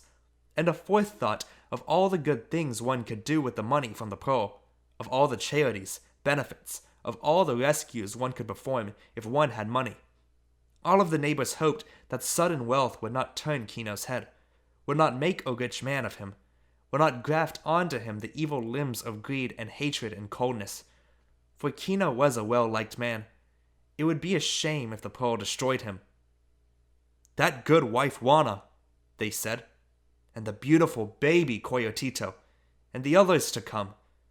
What a pity it would be if the pearl should destroy them all." For Kino and Juana, this was the morning of mornings of their lives, comparable only to the day when the baby had been born. This was to be the day from which all other days would take their arrangement. Thus they would say, "It was 2 years before we sold the pearl," or "It was 6 weeks after we sold the pearl." Juana, considering the matter, threw caution to the winds, and she dressed Coyotito in the clothes she had prepared for his baptism, when there would be money for his baptism. And Juana combed and braided her hair and tied the ends with 2 little bows of red ribbon, and she put on her marriage skirt and waist. The sun was quarter high when they were ready. Kino's ragged white clothes were clean at least, and this was the last day of his raggedness. For tomorrow, or even this afternoon, he would have new clothes. The neighbors, watching Kino's door through the crevices in their brush houses, were dressed and ready too. There was no self-consciousness about their joining Kino and Juana to go pearl selling. It was expected. It was a historic moment. They would be crazy if they didn't go. It would be almost a sign of unfriendship. Juana put her head shawl carefully, and she draped one long end under her right elbow and gathered it with her right hand, so that a hammock hung under her arm. And in this little hammock she placed Coyotito, propped up against the head shawl so that he could see everything and perhaps remember. Kino put on his large straw hat and felt it with his hand to see that it was properly placed, not on the back or side of his head. Like a rash, unmarried, irresponsible man, and not flat as an elder would wear it, but tilted a little forward to show aggressiveness and seriousness and vigor. There was a great deal to be seen in the tilt of a hat on a man. Kino slipped his feet into his sandals and pulled the thongs up over his heel. The great pearl was wrapped in an old soft piece of deerskin and placed in a little leather bag, and the leather bag was in a pocket in Kino's shirt. He folded his blanket carefully and draped it in a narrow strip over his left shoulder. And now they were ready. Kino stepped with dignity out of the house, and Juana followed him, carrying Coyotito. And as they marched up the freshet washed alley toward the town, the neighbors joined them. The houses belched people. The doorways spewed out children. But because of the seriousness of the occasion, only one man walked with Kino, and that was his brother, Juan Tomas. Juan Tomas cautioned his brother. "You must be very careful so they do not cheat you," he said. "And very careful," Kino agreed. "We do not know what prices are paid in other places," said Juan Tomas. "How can we know what is a fair price if we do not know what the pearl buyer gets for the pearl in another place?" "That is true," said Kino. "But how can we know? We are here. We are not there." As they walked up toward the city, the crowd grew behind them, and Juan Tomas, in pure nervousness, went on speaking. "Before you were born, Kino," he said, "the old ones thought of a way to get more money for their pearls. They thought it would be better if they had an agent who took all the pearls to the capital and sold them there and kept only his share of the profit." Kino nodded his head. "I know," he said. "It was a good thought." "And so they got such a man," said Juan Tomas, "and they pulled their pearls, and they started him off, and he was never heard of again, and the pearls were lost. Then they got another man, and they started him off, and he was never heard of again. And so they gave the whole thing up and went back to the old way." "I know," said Kino. "I have heard our father tell of it. It was a good idea, but it was against religion, and the father made that very clear. The loss of the pearl was a punishment visited on those who tried to leave their station. And the father made it clear that each man and woman is like a soldier sent by God to guard some part of the castle of the universe. And some are in the ramparts and some far deep in the darkness of the walls. But each one must remain faithful to his post and must not go running about, else the castle is in danger from the assaults of hell." "I have heard him make that sermon," said Juan Tomas. "He makes it every year." The brothers, as they walked along, squinted their eyes a little, as they and their grandfathers and their great-grandfathers had done for 400 years, since first the strangers came with argument and authority and gunpowder to back up both. And in the 400 years, Kino's people had learned only one defense: a slight tilting of the eyes and a slight tightening of the lips, and a retirement. Nothing could break down this wall, and they could remain whole within the wall. The gathering procession was solemn, for they sensed the importance of this day, and any children who showed a tendency to scuffle, to scream, to cry out, to steal hats and rumple hair, were hissed to silence by their elders. So important was this day that an old man came to see, riding on the stalwart shoulders of his nephews. The procession left the brush huts and entered the stone and plaster city, where the streets were a little wider and there were narrow pavements beside the buildings. And as before, the beggars joined them as they passed the church. The grocers looked out at them as they went by. The little saloons lost their customers, and the owners closed up shop and went along. And the sun beat down on the streets of the city, and even tiny stones threw shadows on the ground. The news of the approach of the procession ran ahead of it, and in their little dark offices, the pearl buyers stiffened and grew alert. They got out papers so that they could be at work when Kino appeared, and they put their pearls in their desk, for it is not good to let an inferior pearl be seen beside a beauty. And word of the loveliness of Kino's pearl had come to them. The pearl buyers' offices were clustered together in one narrow street, and they were barred at the windows, and wooden slats cut out the light so that only a soft gloom entered the offices. A stout, slow man sat in an office waiting, His face was fatherly and benign, and his eyes twinkled with friendship. He was a caller of good mornings, a ceremonious shaker of hands, a jolly man who knew all jokes and yet who hovered close to sadness. For in the midst of a laugh, he could remember the death of your aunt, and his eyes could become wet with sorrow for your loss. This morning he had placed a flower in a case on his desk, a single scarlet hibiscus, and the vase sat beside the black velvet-lined pearl tray in front of him. He was shaved close to the blue roots of his beard, and his hands were clean and his nails polished. His door stood open to the morning, and he hummed under his breath while his right hand practiced legerdemain. He rolled a coin back and forth over his knuckles and made it appear and disappear, made it spin and sparkle. The coin winked into sight and as quickly slipped out of sight, and the man did not even watch his own performance. The fingers did it all mechanically, precisely, while the man hummed to himself and peered out the door. Then he heard the tramp of feet of the approaching crowd, and the fingers of his right hand worked faster and faster until, as the figure of Kino filled the doorway, the coin flashed and disappeared. "Good morning, my friend," the stout man said. "What can I do for you?" Kino stared into the dimness of the little office, for his eyes were squeezed from the outside glare, but the buyer's eyes had become as steady and cruel and unwinking as a hawk's eyes, while the rest of his face smiled in greeting. And secretly, behind his desk, his right hand practiced with the coin. "I have a pearl," said Kino, and Juan Tomas stood beside him and snorted a little at the understatement. The neighbors peered around the doorway, and a line of little boys clambered on the window bars and looked through. Several little boys, on their hands and knees, watched the scene around Kino's legs. "You have a pearl," the dealer said. "Sometimes a man brings in a dozen. Well, let us see your pearl. We will value it and give you the best price." And his fingers worked furiously with the coin. Now Kino instinctively knew his own dramatic effects. Slowly he brought out the leather bag, slowly took from it the soft and dirty piece of deerskin, and then he let the great pearl roll into the black velvet tray, and instantly his eyes went to the buyer's face. But there was no sign, no movement. The face did not change, but the secret hand behind the desk missed in its precision.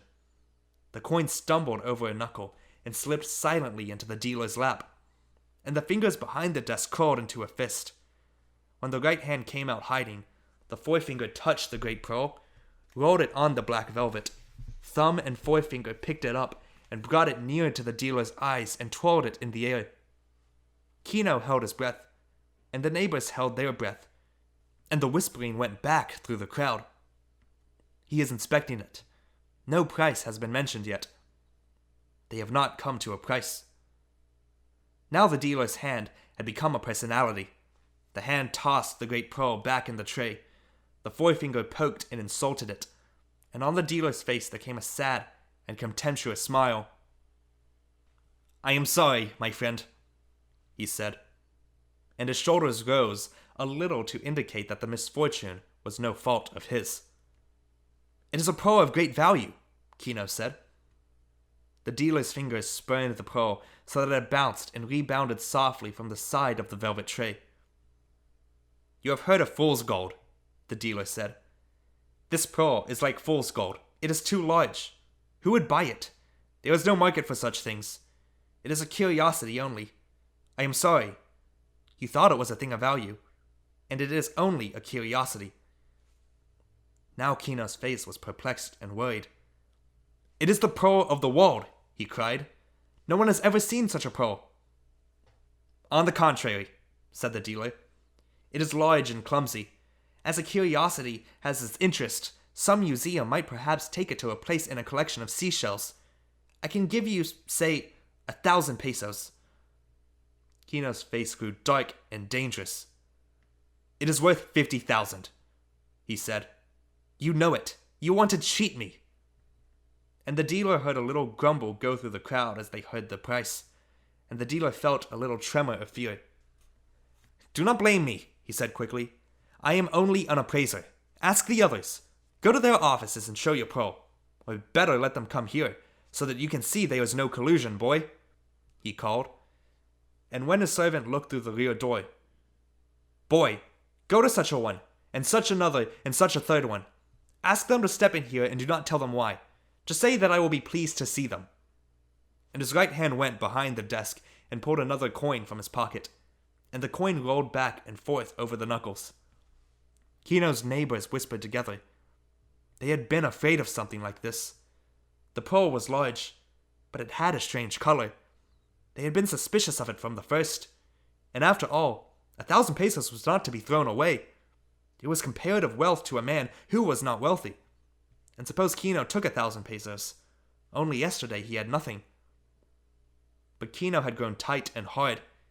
He felt the creeping of fate, the circling of wolves, the hover of vultures. He felt the evil coagulating about him, and he was helpless to protect himself. He heard in his ears the evil music, and on the black velvet the great pearl glistened, so that the dealer could not keep his eyes from it. The crowd in the doorway wavered and broke and let the 3 pearl dealers through. The crowd was silent now, fearing to miss a word, to fail to see a gesture or an expression. Kino was silent and watchful. He felt a little tugging at his back, and he turned and looked in Juana's eyes. And when he looked away, he had renewed strength. The dealers did not glance at one another, nor at the pearl. The man behind the desk said, "I have put a value on this pearl. The owner here does not think it is fair. I will ask you to examine this thing, and make an offer. Notice," he said to Kino, "I have not mentioned what I have offered." The first dealer, dry and stringy, seemed now to see the pearl for the first time. He took it up, rolled it quickly between thumb and forefinger, and then cast it contemptuously back to the tray.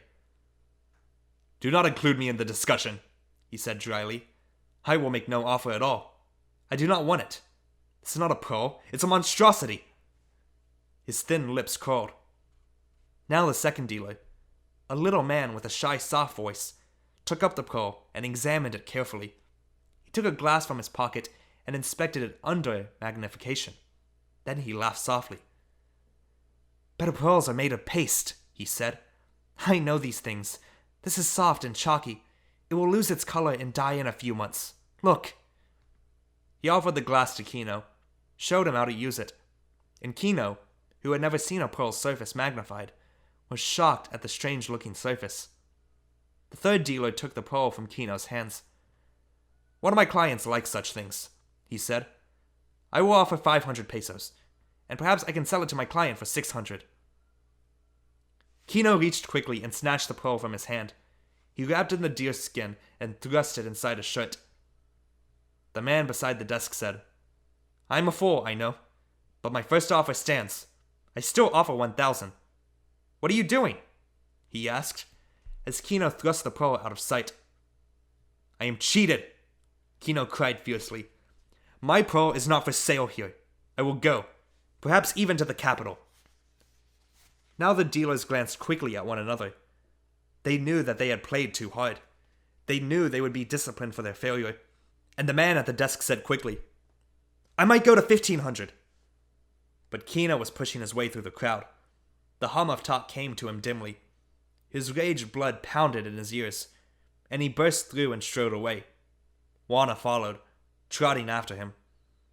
When the evening came, the neighbors in the brush houses sat eating their cornflakes and beans, and they discussed the great theme of the morning. They did not know. It seemed a fine pearl to them, but they had never seen such a pearl before. And surely the dealers knew more about the value of pearls than they. "And mark this," they said. "Those dealers did not discuss these things. Each of the 3 knew the pearl was valueless. But suppose they had arranged it before? If that is so, then all of us have been cheated all of our lives." Perhaps, some argued, perhaps it would have been better if Kino took the 1,500 pesos.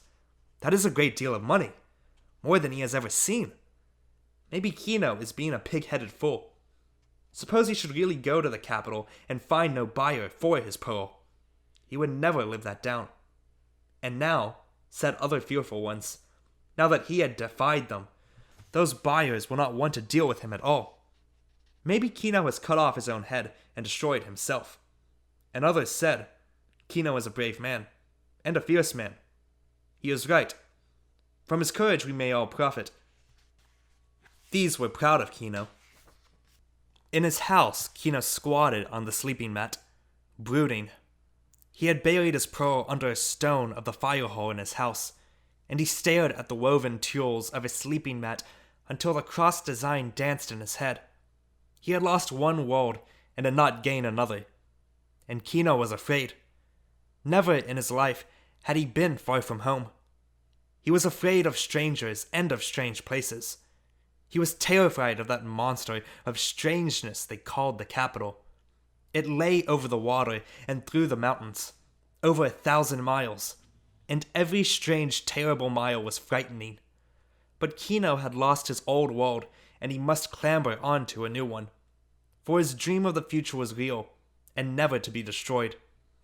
And he had said, I will go. And that made a real thing too. To determine to go and to say it was to be halfway there. Juana watched him while he buried his pearl, and she watched him while she cleaned Coyotito and nursed him, and Juana made the corn cakes for supper.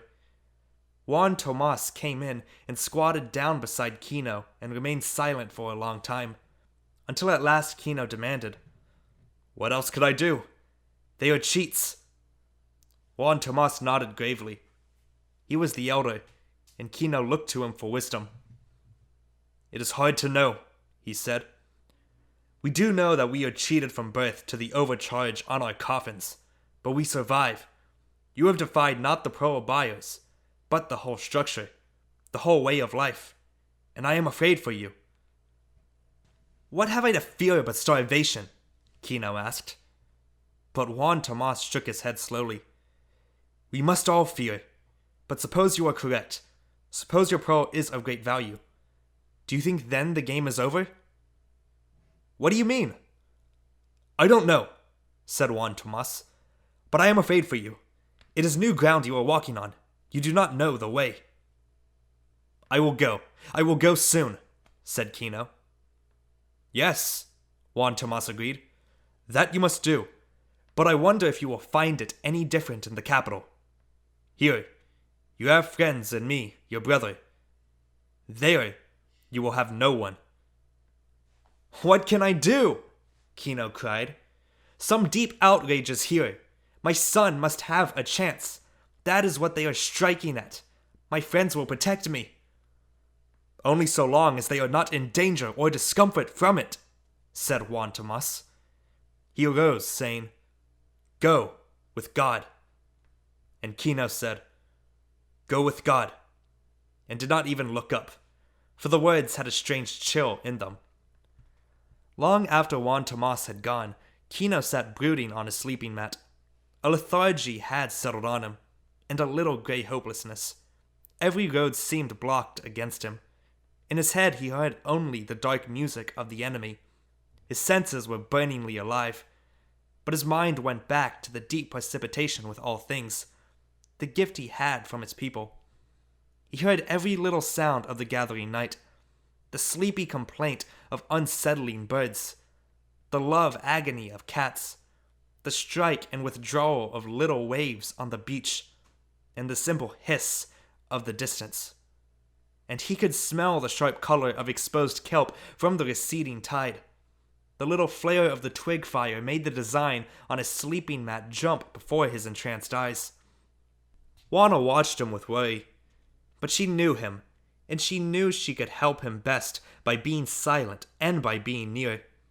And as though she could too hear the song of evil, she forgot it, singing softly the melody of the family, of the safety and warmth and wholeness of the family. She held Coyotito in her arms and sang the song to him, to keep the evil out. And her voice was brave against the threat of the dark music. Kino did not move nor ask for his supper. She knew he would ask when he wanted it. His eyes were entranced, and he could sense the wary, watchful evil outside the brush house. He could feel the dark creeping things waiting for him to go out into the night. It was shadowy and dreadful, and yet it called to him and threatened him and challenged him. His right hand went into his shirt and felt his knife. His eyes were wide. He stood up and walked to the doorway. Juana willed to stop him. She raised her hand to stop him, and her mouth opened with terror. For a long moment Kino looked out into the darkness, and then he stepped outside. Juana heard the little rush, the grunting struggle, the blow. She froze with terror for a moment, and then her lips drew back from her teeth like a cat's lips. She set Coyotito down on the ground. She seized a stone from the fireplace and rushed outside. But it was over by then. Kino lay on the ground, struggling to rise, and there was no one near him. Only the shadows and the strike and rush of waves and the hiss of distance. But the evil was all about, hidden behind the brush fence, crouched beside the house in the shadow, hovering in the air. Juana dropped her stone, and she put her arms around Kino and helped him to his feet and supported him into the house. Blood oozed down from his scalp, and there was a long, deep cut in his cheek from ear to chin, a deep, bleeding slash. And Kino was only half conscious. He shook his head from side to side. His shirt was torn open, and his clothes half pulled off. Juana sat him down on his sleeping mat, and she wiped the thickening blood from his face with her skirt. She brought him pulque to drink in a little pitcher, and still he shook his head to clear out the darkness. "Who?" Juana asked. "I don't know," Kino said. "I didn't see." Now Juana brought her clay pot of water, and she washed the cut on his face while he stared, dazed ahead of him. "Kino, my husband!" she cried, and his eyes stared past her. "Kino, can you hear me?" "I hear you," he said dully. "Kino, this pearl is evil. Let us destroy it before it destroys us. Let us crush it between two stones. Let us throw it back in the sea where it belongs. Kino, it is evil. It is evil." And as she spoke, the light came back in Kino's eyes, so that they glowed fiercely, and his muscles hardened, and his will hardened. "No," he said. "I will fight this thing. I will win over it. We will have our chance." His fist pounded the sleeping mat. "No one shall take our good fortune from us," he said. His eyes softened then, and he raised a gentle hand to Juana's shoulder. "Believe me," he said, "I am a man." And his face grew crafty. "In the morning we will take our canoe, and we will go over the sea and over the mountains to the capital. You and I. We will not be cheated. I am a man." "Kino," she said huskily, "I am afraid. A man can be killed. Let us throw the pearl back into the sea." "Hush," he said fiercely. "I am a man. Hush." And she was silent, for his voice was command. "Let us sleep a little," he said. "In the first light we will start. You are not afraid to go with me?" "No, my husband." His eyes were soft and warm on her then. His hand touched her cheek. "Let us sleep a little," he said. End of chapter 4. Chapter 5. The late moon arose before the first rooster crowed. Kino opened his eyes in the darkness, for he sensed movement near him, but he did not move.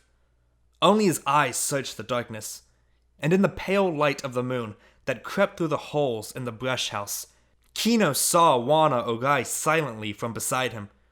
He saw her move toward the fireplace. So carefully did she work that he heard only the lightest sound when she moved the fireplace stone. And then, like a shadow, she glided toward the door. She paused for a moment beside the hanging box where Coyotito lay. Then, for a second, she was black in the doorway, and then she was gone. And rage surged in Kino. He rolled up to his feet and followed her as silently as she had gone, and he could hear her quick footsteps going toward the shore. Quietly he tracked her. and his brain was red with anger. She burst clear out of the brush line and stumbled over the little boulders toward the water. And then she heard him coming, and she broke into a run. Her arm was up to throw when he leaped at her and caught her arm and wrenched the pearl from her. He struck her in the face with his clenched fist, and she fell among the boulders. And he kicked her in the side. In the pale light, he could see the little waves break over her, and her skirt floated about and clung to her legs as the water receded. Kino looked down at her, and his teeth were bared. He hissed at her like a snake, and Juana stared at him with wide, unfrightened eyes. Like a sheep before the butcher, she knew there was murder in him, and it was all right.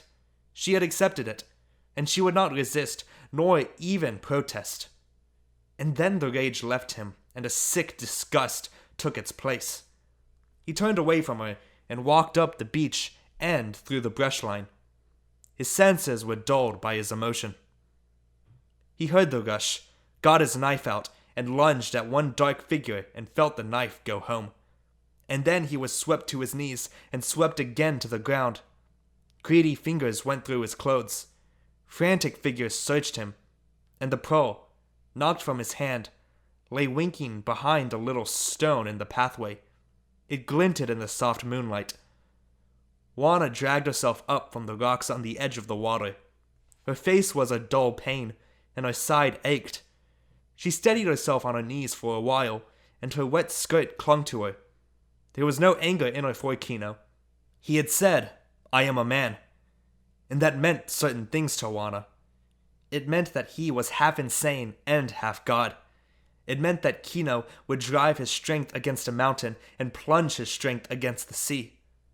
Juana, in her woman's soul, knew that the mountain would stand while the man broke himself, that the sea would surge while the man drowned in it. And yet it was this thing that made him a man, half insane and half God. And Juana had need of a man. She could not live without a man. Although she might be puzzled by these indifferences between man and woman, she knew them and accepted them and needed them. Of course she would follow him. There was no question of that. Sometimes the quality of woman, the reason, the caution, the sense of preservation, could cut through Kino's madness and save them all. She climbed painfully to her feet, and she dipped her cupped palms in the little waves and washed her bruised face with the stinging salt water.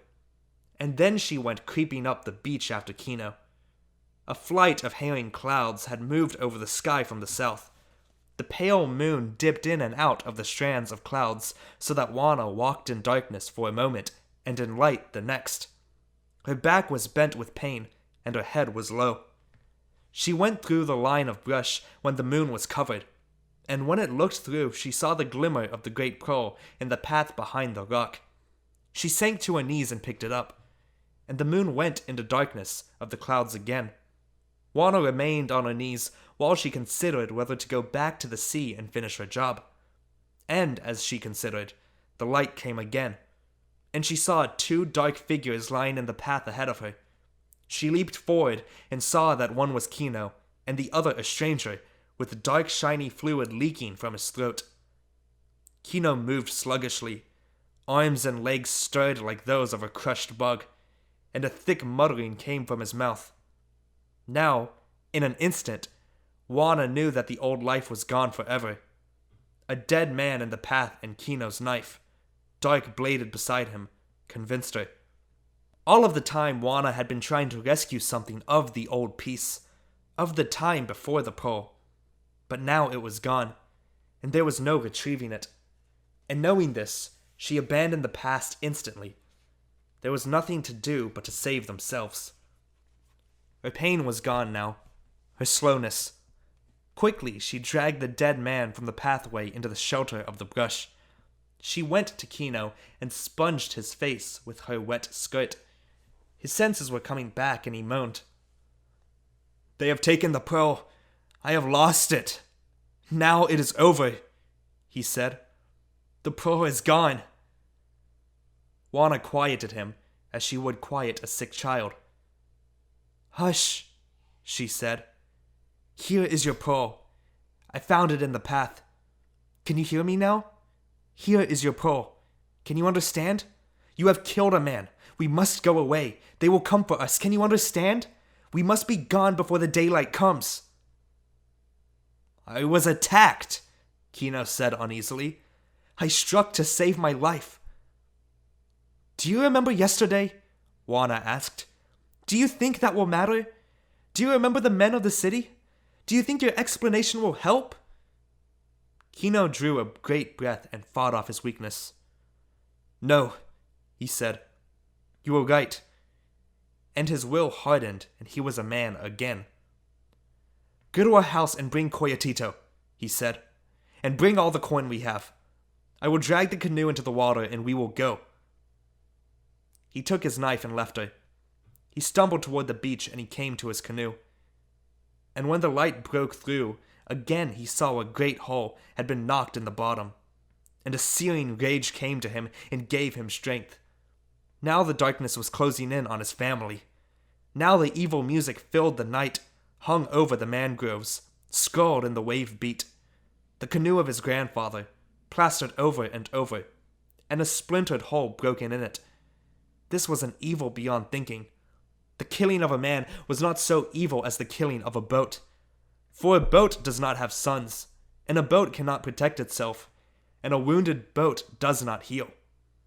There was sorrow in Kino's rage, but this last thing had tightened him beyond breaking. He was an animal now, for hiding, for attacking, and he lived only to preserve himself and his family. He was not conscious of the pain in his head. He leaped up the beach, through the brush line toward his brush house, and it did not occur to him to take one of the canoes of his neighbors. Never once did the thought enter his head, any more than he could have conceived breaking a boat. The roosters were crowing, and the dawn was not far off. Smoke of the first fires seeped out through the walls of the brush houses, and the first smell of cooking corn cakes was in the air. Already the dawn birds were scampering in the bushes. The weak moon was losing its light, and the clouds thickened and curled to the southward. The wind blew freshly into the estuary, a nervous, restless wind with the smell of storm on its breath, and there was change and uneasiness in the air. Kino, hurrying toward his house, felt a surge of exhilaration. Now he was not confused, for there was only one thing to do, and Kino's hand went first to the great pearl in his shirt and then to his knife hanging under his shirt. He saw a little glow ahead of him, and then without interval a tall flame leaped up in the dark with a crackling roar, and a tall edifice of fire lightened the pathway. Kino broke into a run. It was his brush house, he knew, and he knew that these houses could burn down in a very few moments. And as he ran, a scuttling figure ran toward him. Juana, with Coyotito in her arms and Kino's shoulder blanket clutched in her hand. The baby moaned with fright, and Juana's eyes were wide and terrified. Kino could see the house was gone, and he did not question Juana. He knew, but she said, "It was torn up and the floor dug. Even the baby's box turned out, and as I looked they put the fire to the outside." The fierce light of the burning house lighted Kino's face strongly. "Who?" he demanded. "I don't know," she said. "The Dark Ones." The neighbors were tumbling from their houses now, and they watched the falling sparks and stamped them out to save their own houses. Suddenly Kino was afraid. The light made him afraid, and he remembered the man lying dead in the brush beside the path, and he took Juana by the arm and drew her into the shadow of a house away from the light, for light was danger to him. For a moment he considered, and then he worked among the shadows until he came to the house of Juan Tomas, his brother, and he slipped into the doorway and drew Juana after him. Outside, he could hear the squeal of children and the shouts of the neighbors, for his friends thought he might be inside the burning house. The house of Juan Tomas was almost exactly like Kino's house. Nearly all the brush houses were alike, and all leaked light and air, so that Juana and Kino, sitting in the corner of the brothers' house, could see the leaping flames through the wall. They saw the flames tall and furious. They saw the roof fall and watched the fire die down as quickly as a twig fire dies. They heard the cries of warning of their friends, and the shrill, keening cry of Apollonia, wife of Juan Tomas. She, being the nearest woman relative, raised a formal lament for the dead of the family. Apollonia realized that she was wearing her second-best head shawl, and she rushed to her house to get a fine new one. As she rummaged in a box by the wall, Kino's voice said quietly, "Apollonia, we do not cry out. We are not hurt." "How do you come here?" she demanded. "Do not question," he said. "Go now to Juan Tomas and bring him here and tell no one else. This is important to us, Apollonia." She paused, her hands helpless in front of her. And then, "Yes, my brother-in-law," she said. In a few moments, Juan Tomas came back with her. He lighted a candle and came to them where they crouched in a corner, and he said, "Apollonia, see to the door, and do not let anyone enter." He was older, Juan Tomas, and he assumed the authority. "Now, my brother," he said. "I was attacked in the dark," said Kino, "and in the fight I have killed a man." "Who?" asked Juan Tomas quickly. "I do not know. It was all darkness and shape of darkness." "It is the pearl," said Juan Tomas. "There is a devil in this pearl. You should have sold it and passed on the devil. Perhaps you can still sell it and buy peace for yourself." And Kino said, "Oh, my brother, an insult has been put on me that is deeper than my life. For on the beach my canoe is broken, my house is burned, and in the brush a dead man lies. Every escape is cut off. You must hide us, my brother." And Kino, looking closely, saw deep worry come into his brother's eyes, and he forestalled him in a possible refusal. "Not for long," he said quickly. "Only until a day has passed and the new night has come. Then we will go." "I will hide you," said Juan Tomas.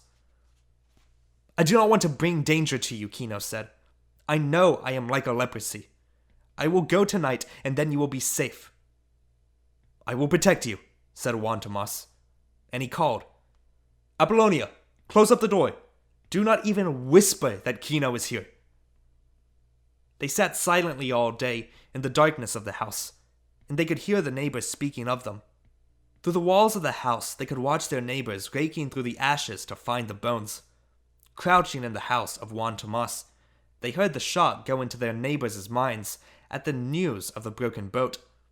Juan Tomas went out among the neighbors to divert their suspicions, and he gave them theories and ideas of what had happened to Kino and to Juana and to the baby.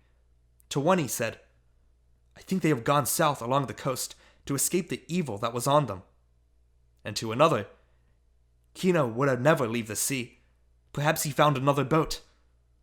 And he said, "Apollonia is ill with grief." And in that day, the wind rose up to beat the gulf and tore the kelps and weeds that lined the shore. And the wind cried through the brush houses, and no boat was safe on the water. Then Juan Tomas told among the neighbors, "Kino was gone. If he went to the sea, he is drowned by now." And after each trip among the neighbors, Juan Tomas came back with something borrowed. He brought a little woven straw bag of red beans and a gourd full of rice. He borrowed a cup of dried peppers and a block of salt. And he brought in a long working knife, 18 inches long and heavy, as a small axe, a tool and a weapon. And when Kino saw the knife, his eyes lighted up, and he fondled the blade and his thumb tested the edge. The wind screamed over the gulf and turned the water white, and the mangroves plunged like frightened cattle, and a fine sandy dust arose from the land and hung in a stifling cloud over the sea. The wind drove over the clouds and skimmed the sky clean and drifted the sand of the country like snow. Then Juan Tomas, when the evening approached, talked long with his brother. "Where will you go?" "To the north," said Kino. "I have heard that there are cities in the north." "Avoid the shore," said Juan Tomas. "They are making a party to search the shore. The men in the city will look for you. Do you still have the pearl?" "I have it," said Kino, "and I will keep it. I might have given it as a gift, but now it is my misfortune and my life, and I will keep it." His eyes were hard and cruel and bitter. Coyotito whimpered and Juana muttered little magics over him to make him silent. "The wind is good," said Juan Tomas. "There will be no tracks." They left quietly in the dark before the moon had risen. The family stood formally in the house of Juan Tomas. Juana carried Coyotito on her back, covered and held in by her head shawl, and the baby slept, cheek turned sideways against her shoulder. The head shawl covered the baby, and one end of it came across Juana's nose to protect her from the evil night air. Juan Tomas embraced his brothers with the double embrace and kissed him on both cheeks. "Go with God," he said, and it was like a death. "You will not give up the pearl?" "The pearl. This pearl has become my soul," said Kino. "If I give it up, I shall lose my soul. Go thou also with God." End of Chapter 5. Chapter 6. The wind blew fierce and strong, and it pelted them with bits of sticks, sand, and little rocks. Juana and Kino gathered their clothing tighter about them and covered their noses and went out into the world. The sky was brushed clean by the wind, and the stars were cold in a black sky. The two walked carefully, and they avoided the center of the town, where some sleeper in a doorway might see them pass. For the town closed itself in against the night, and anyone who moved about in the darkness would be noticeable. Kino threaded his way around the edge of the city and turned north by the stars, and found the rutted sandy road that led through the brushy country toward Loreto, where the miraculous Virgin has her station. Kino could feel the blown sand against his ankles, and he was glad, for he knew there would be no tracks.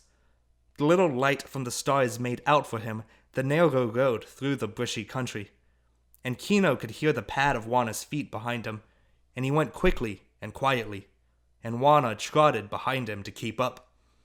Some ancient thing stirred in Kino. Through his fear of dark and the devils that haunt the night, there came a rush of exhilaration. Some animal thing was moving in him so that he was cautious and wary and dangerous. Some ancient thing out of the past of his people was alive in him. The wind was at his back, and the stars guided him. The wind cried and whisked in the brush, and the family went on monotonously, hour after hour. They passed no one and saw no one. At last, to their right, the waning moon arose, and when it came up the wind died down, and the land was still. Now they could see the little road ahead of them, deep cut with sand-drifted wheel tracks. With the wind gone there would be footprints, but they were a good distance from the town, and perhaps their tracks might not be noticed. Kino walked carefully in a wheel rut, and Juana followed in his path. One big cart, going to the town in the morning, could wipe out every trace of their passage. All night they walked and never changed their pace. Once Coyotito awakened, and Juana shifted him in front of her and soothed him until he went to sleep again. And the evils of the night were about them. The coyotes cried and laughed in the brush, and the owls screeched and hissed over their heads. And once some large animal lumbered away, crackling the undergrowth as it went. And Kino gripped the handle of the big working knife and took a sense of protection from it. The music of the pearl was triumphant in Kino's head, and the quiet melody of the family underlay it. And they wove themselves into the soft padding of sandaled feet in the dust. All night they walked, and in the first dawn Kino searched the roadside for a covert to lie in during the day. He found his place near to the road, a little clearing where a deer might have lain, and it was curtained thickly with the dry bristled trees that lined the road. And when Juana had seated herself and had settled to nurse the baby, Kino went back to the road. He broke a branch and carefully swept the footprints where they had turned from the roadway. And then, in the first light, he heard the creak of a wagon, and he crouched beside the road and watched a heavy two-wheeled cart go by, drawn by slouching oxen. And when it had passed out of sight, he He went back to the roadway and looked at the rut and found that the footprints were gone. And again he swept out his traces and went back to Juana. She gave him the soft corn cakes Apollonia had packed for them, and after a while she slept a little. But Kino sat on the ground and stared at the earth in front of him. He watched the ants moving, a little column of them near to his foot, and he put his foot in their path. Then the column climbed over his instep and continued on its way, and Kino left his foot there and watched them move over it. The sun arose hotly. They were not near the gulf now, and the air was dry and hot so that the brush cricked with heat and a good, resinous smell came from it. And when Juana awakened, when the sun was high, Kino told her things she knew already. "Beware of that kind of tree there," he said, pointing. "Do not touch it, for if you do and then touch your eyes, it will blind you.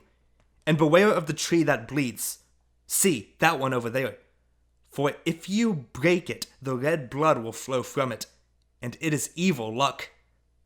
And she nodded and smiled a little at him, for she knew these things. "Will they follow us?" she asked. "Do you think they will try to find us?" "They will try," said Kino. "Whoever finds us will take the pearl. Oh, they will try." And Juana said, "Perhaps the dealers were right, and the pearl has no value. Perhaps this has been all an illusion." Kino reached into his clothes and brought out the pearl. He let the sun play on it until it burned in his eyes. "No," he said. "They would not have tried to steal it if it had been valueless." "Do you know who attacked you? Was it the dealers?" "I do not know," he said. "I didn't see them." He looked into his pearl to find his vision. "When we sell it at last, I will have a rifle," he said. And he looked into the shining surface for his rifle, but he saw only a huddled dark body on the ground with shining blood dripping from its throat. And he said quickly, "We will be married in a great church." And in the pearl he saw Juana with her beaten face crawling home through the night. "Our son must learn to read," he said frantically. And there in the pearl Coyotito's face, thick and feverish from the medicine. And Kino thrust the pearl back into his clothing, and the music of the pearl had become sinister in his ears, and it was interwoven with the music of evil. The hot sun beat on the earth so that Kino and Juana moved into the lacy shade of the brush, and small gray birds scampered on the ground in the shade. In the heat of the day, Kino relaxed and covered his eyes with his hat and wrapped his blanket about his face to keep the flies off. And he slept. But Juana did not sleep. She sat quiet as a stone, and her face was quiet. Her mouth was still swollen where Kino had struck her, and big flies buzzed around the cut on her chin. But she sat as still as a sentinel, and when Coyotito awakened, she placed him on the ground in front of her and watched him wave his arms and kick his feet. And he smiled and gurgled at her until she smiled too. She picked up a little twig from the ground and tickled him, and she gave him water from the gourd she carried in her bundle. Kino stirred in a dream, and he cried out in a guttural voice, and his hand moved in symbolic fighting. And then he moaned and sat up suddenly, his eyes wide and his nostrils flaring. He listened and heard only the cricking heat and the hiss of distance. "What is it?" Juana asked. "Hush," he said. "You were dreaming." "Perhaps," but he was restless, and when she gave him a corn cake from her store, he paused in his chewing to listen. He was uneasy and nervous. He glanced over his shoulder. He lifted the big knife and felt its edge. When Coyotito gurgled on the ground, Kino said, "Keep him quiet." "What's the matter?" Juana asked. "I don't know." He listened again, an animal light in his eyes. He stood up then, silently, and crouched low. He threaded his way through the brush toward the road, but he did not step into the road. He crept into the cover of a thorny tree and peered out along the way he had come. And then he saw them moving along. His body stiffened, and he drew down his head and peeked out from under a fallen branch. In the distance he could see 3 figures. 2 on foot and 1 on horseback. But he knew what they were, and a chill of fear went through him. Even in the distance, he could see the 2 on foot moving slowly along, bent low to the ground. Here, one would pause and look at the earth, while the other joined him. They were the trackers. They could follow the trail of a bighorn sheep in the stone mountains. They were as sensitive as hounds. Here, he and Juana might have stepped out of the wheel rut, and these people from the inland, these hunters, could follow, could read a broken straw or a little tumbled pile of dust. Behind them, on a horse, was a dark man, his nose covered with a blanket, and across his saddle a rifle gleamed in the sun. Kino lay as rigid as the tree limb. He barely breathed, and his eyes went to the place where he had swept out the track. Even the sweeping might be a message to the trackers. He knew these inland hunters. In a country where there was a little game, they managed to live because of their ability to hunt, and they were hunting him. They scuttled over the ground like animals and found a sign and crouched over it while the horsemen waited. The trackers whined a little, like excited dogs on a warming trail. Kino slowly drew his big knife to his hand and made it ready. He knew what he must do. If the trackers found the swept place, he must leap for the horseman, kill him quickly and take the rifle. That was his only chance in the world. And as the 3 drew nearer on the road, Kino dug little pits with his sandaled toes so that he could leap without warning, so that his feet would not slip. He had only a little vision under the fallen limb. Now Juana, back in her hidden place, heard the pad of the horse's hoofs, and Coyotito gurgled. She took him up quickly and put him under her shawl and gave him her breast, and he was silent. When the trackers came near, Kino could see only their legs and only the legs of the horse from under the fallen branch. He saw the dark horny feet of the men and their ragged white clothes, and he heard the creak of leather of the saddle and the clink of spurs. The trackers stopped at the swept place and studied it, and the horseman stopped. The horse flung his head up against the bit, and the bit roller clicked under his tongue, and the horse snorted. Then the dark trackers turned and studied the horse and watched his ears. Kino was not breathing, but his back arched a little, and the muscles of his arms and legs stood out with tension, and a line of sweat formed on his upper lip.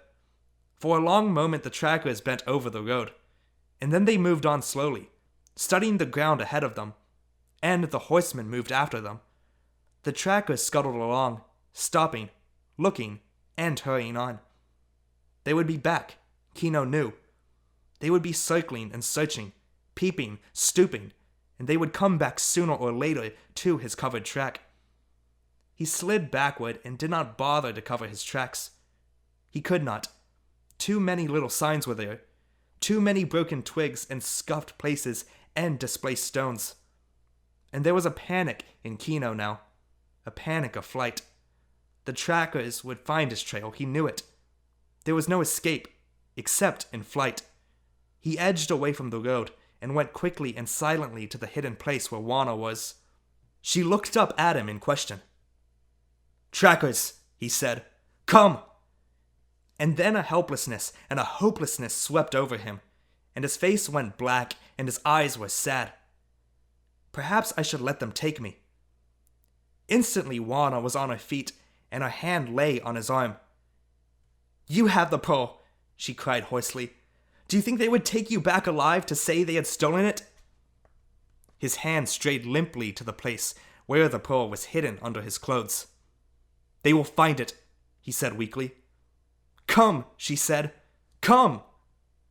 And when he did not respond, "Do you think they would let me live? Do you think they would let the little one here live?" Her goading struck into his brain. His lips snarled and his eyes were fierce again. "Come," he said. "We will go into the mountains. Maybe we can lose them in the mountains." Frantically he gathered the gourds and the little bags that were in their property.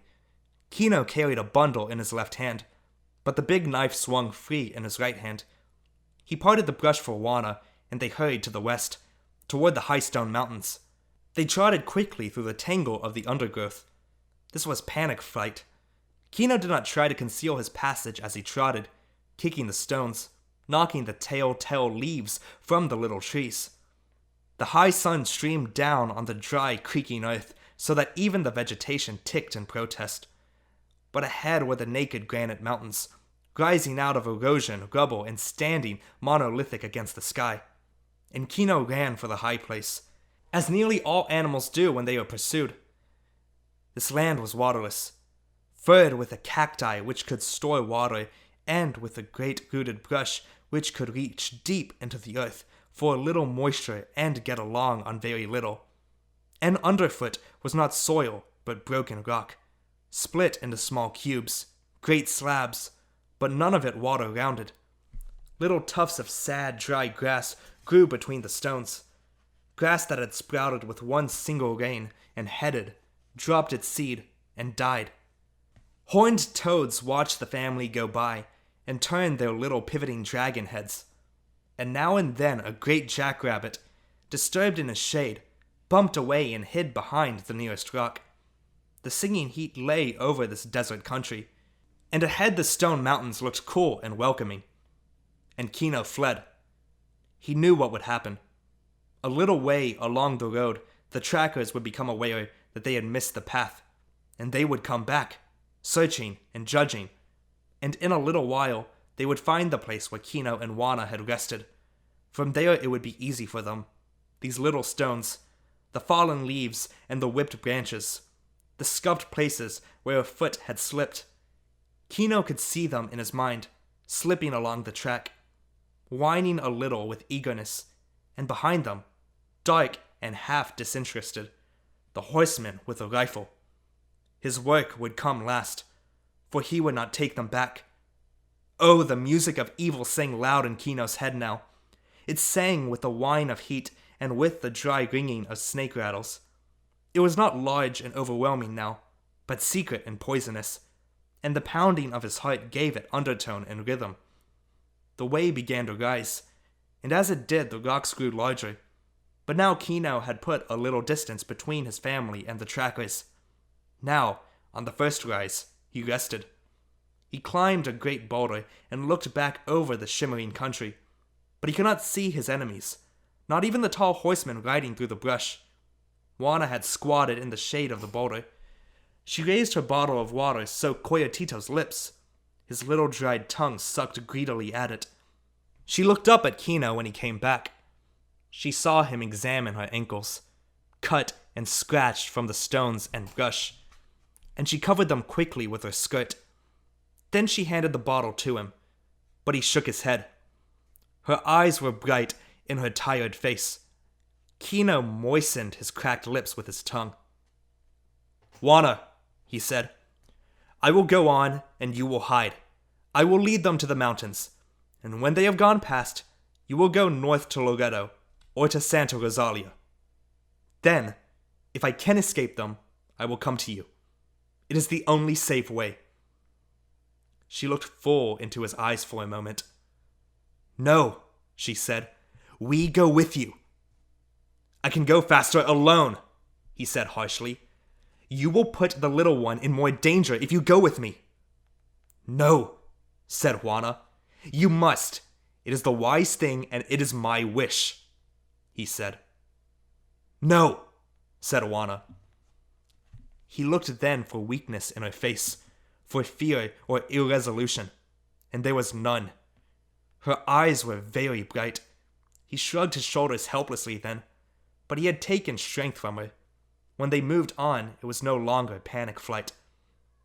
The country, as it rose toward the mountains, changed rapidly.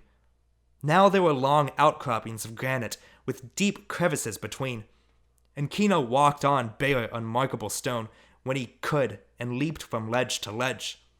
He knew that whenever the trackers lost his path, they must circle and lose time before they found it again. And so, he did not go straight for the mountains anymore.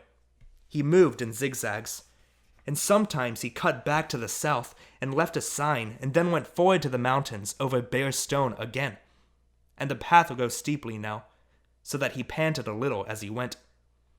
The sun moved downward toward the bare stone teeth of the mountains, and Kino set his direction for a dark and shadowy cleft in the range.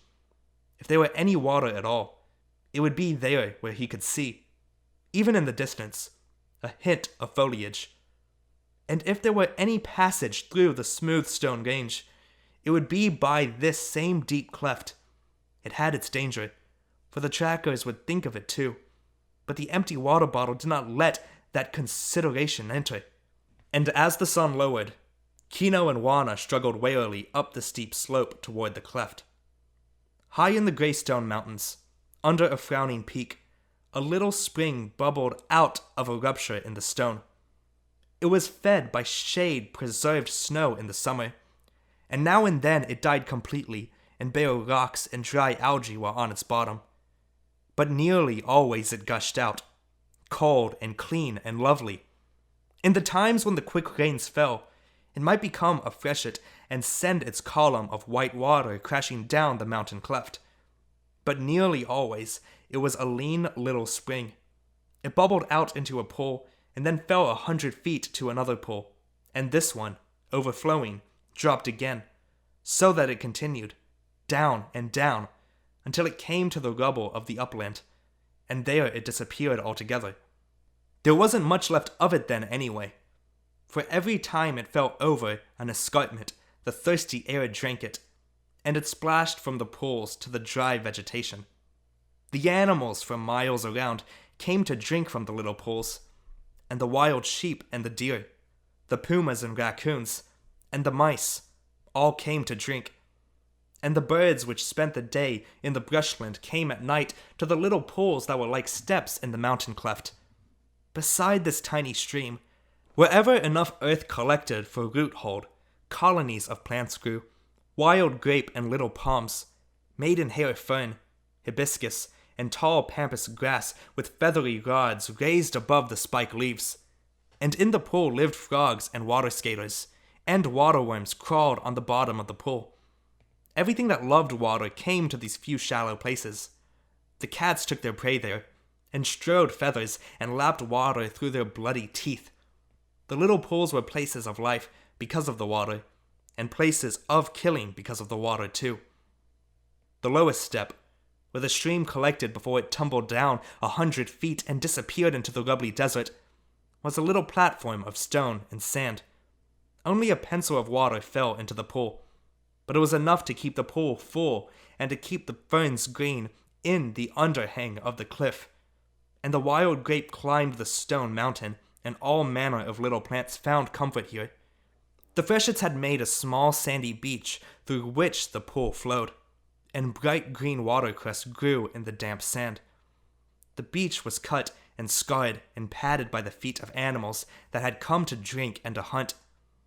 The sun had passed over the stone mountains when Kino and Wannel struggled up the steep broken slope and came at last to the water. From the step they could look out over the sun-beaten desert to the blue gulf in the distance. They came utterly weary to the pool, and Wana slumped to her knees and first washed Coyotito's face, and then filled her bottle and gave him a drink. And the baby was weary and petulant, and he cried softly until Wana gave him her breast, and then he gurgled and clucked against her. Kino drank long and thirstily at the pool. For a moment then, he stretched out beside the water and relaxed all his muscles and watched Wana feeding the baby. And then he got to his feet and went to the edge of the step where the water slipped over, and he searched the distance carefully. His eyes set on a point, and he became rigid.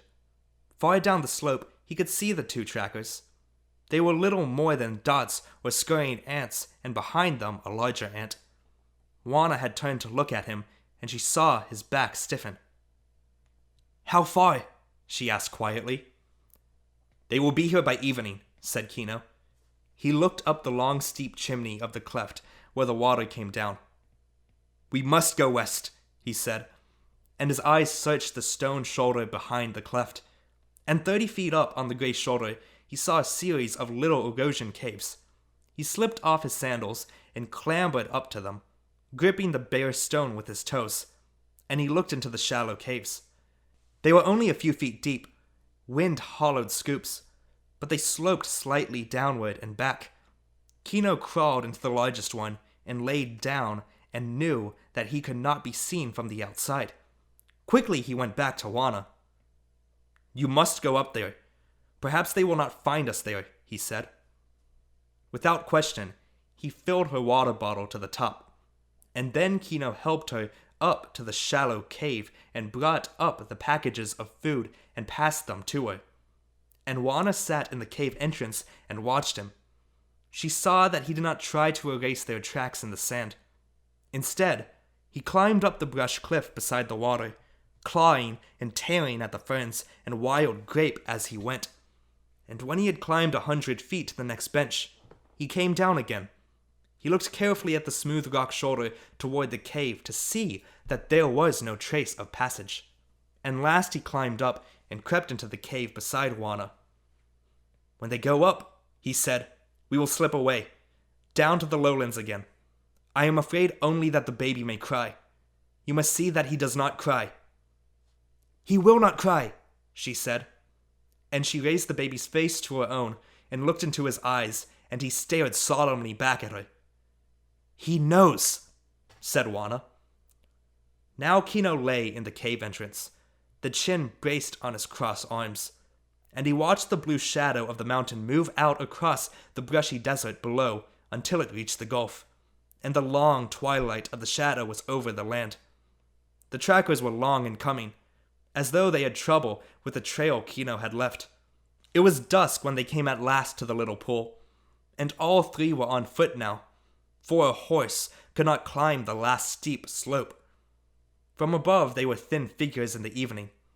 The two trackers scurried about on the little beach, and they saw Kino's progress up the cliff before they drank. The man with the rifle sat down and rested himself, and the trackers squatted near him, and in the evening the points of their cigarettes glowed and receded. And then Kino could see that they were eating, and the soft murmur of their voices came to him. Then darkness fell, deep and black in the mountain cleft. The animals that used the pool came near and smelled men there and drifted away again into the darkness. He heard a murmur behind him. Juana was whispering, "Coyotito." She was begging him to be quiet. Kino heard the baby whimper, and he knew from the muffled sounds that Juana had covered his head with a shawl. Down on the beach, a match flared, and in its momentary light, Kino saw that two of the men were sleeping, curled up like dogs, while the third watched, and he saw a glint of the rifle in the matchlight, and then the match died, but it left a picture on Kino's eyes. He could see it, just how each man was. Two sleeping curled up on the third, squatting in the sand with the rifle between his knees. Kino moved silently back into a cave. Juana's eyes were two sparks reflecting a low star. Kino crawled quietly close to her, and he put his lips near to her cheek. "There is a way," he said. "But they will kill you." "If I get first to the one with the rifle," Kino said. "I must get to him first, then I will be all right. Two are sleeping."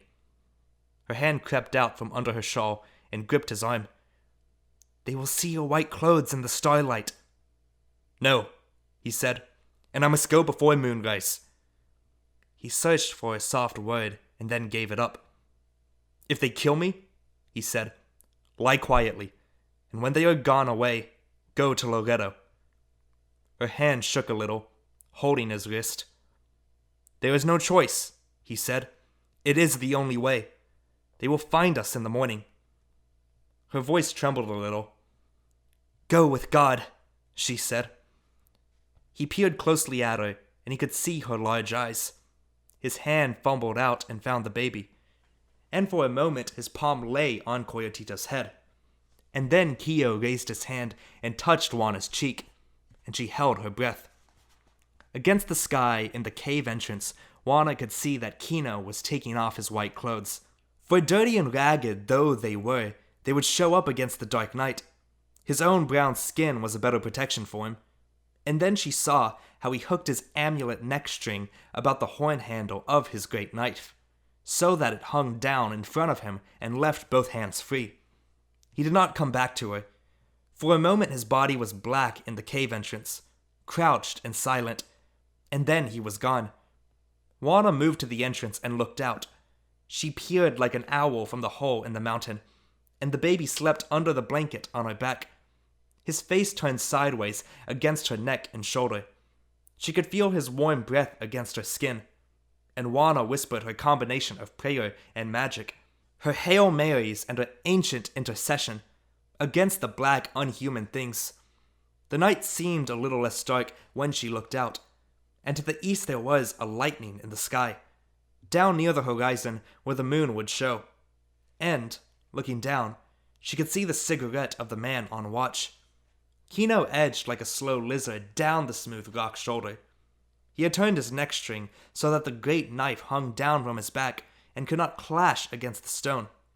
His spread fingers gripped the mountain, and his bare toes found support through contact, and even his chest lay against the stone so that he would not slip. For any sound, a rolling pebble or a sigh, a little slip of flesh on rock, would rouse the watchers below. Any sound that was not germane to the night would make them alert. But the night was not silent. The little tree frogs that lived near the stream twittered like birds, and the high metallic ringing of the cicadas filled the mountain cleft, and Kino's own music was in his head, the music of the enemy, low and pulsing, nearly asleep. But the song of the family had become as fierce and sharp and feline as the snarl of a female puma.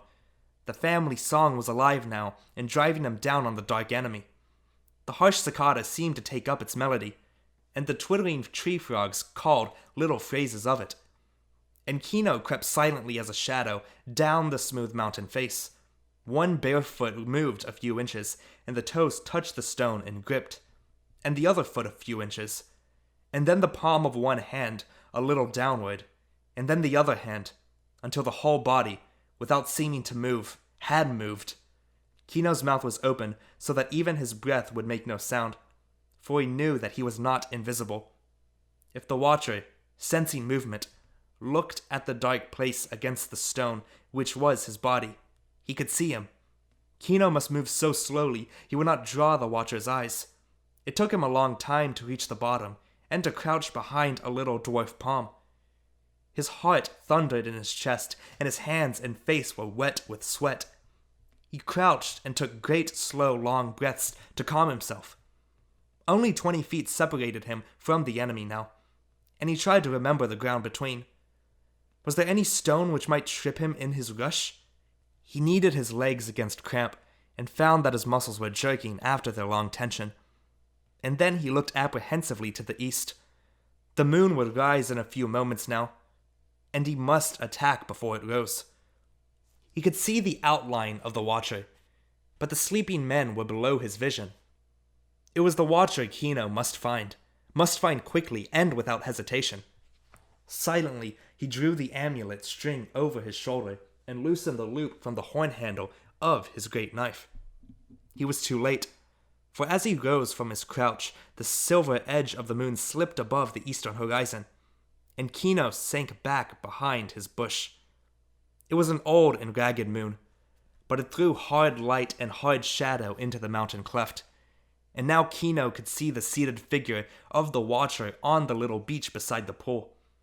The watcher gazed full at the moon, and then he lighted another cigarette, and the match illumined his dark face for a moment.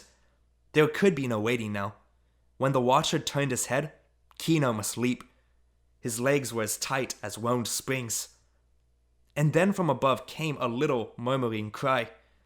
The watcher turned his head to listen, and then he stood up, and one of the sleepers stirred on the ground and awakened and asked quietly, "What is it?" "I don't know," said the watcher.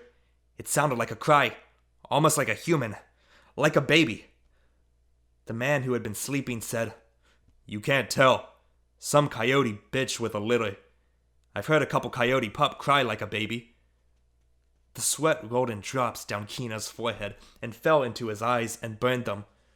The little cry came again, and the watcher looked up the side of the hill to the dark cave. "Coyote maybe," he said, and Kino heard the harsh click as he cocked the rifle.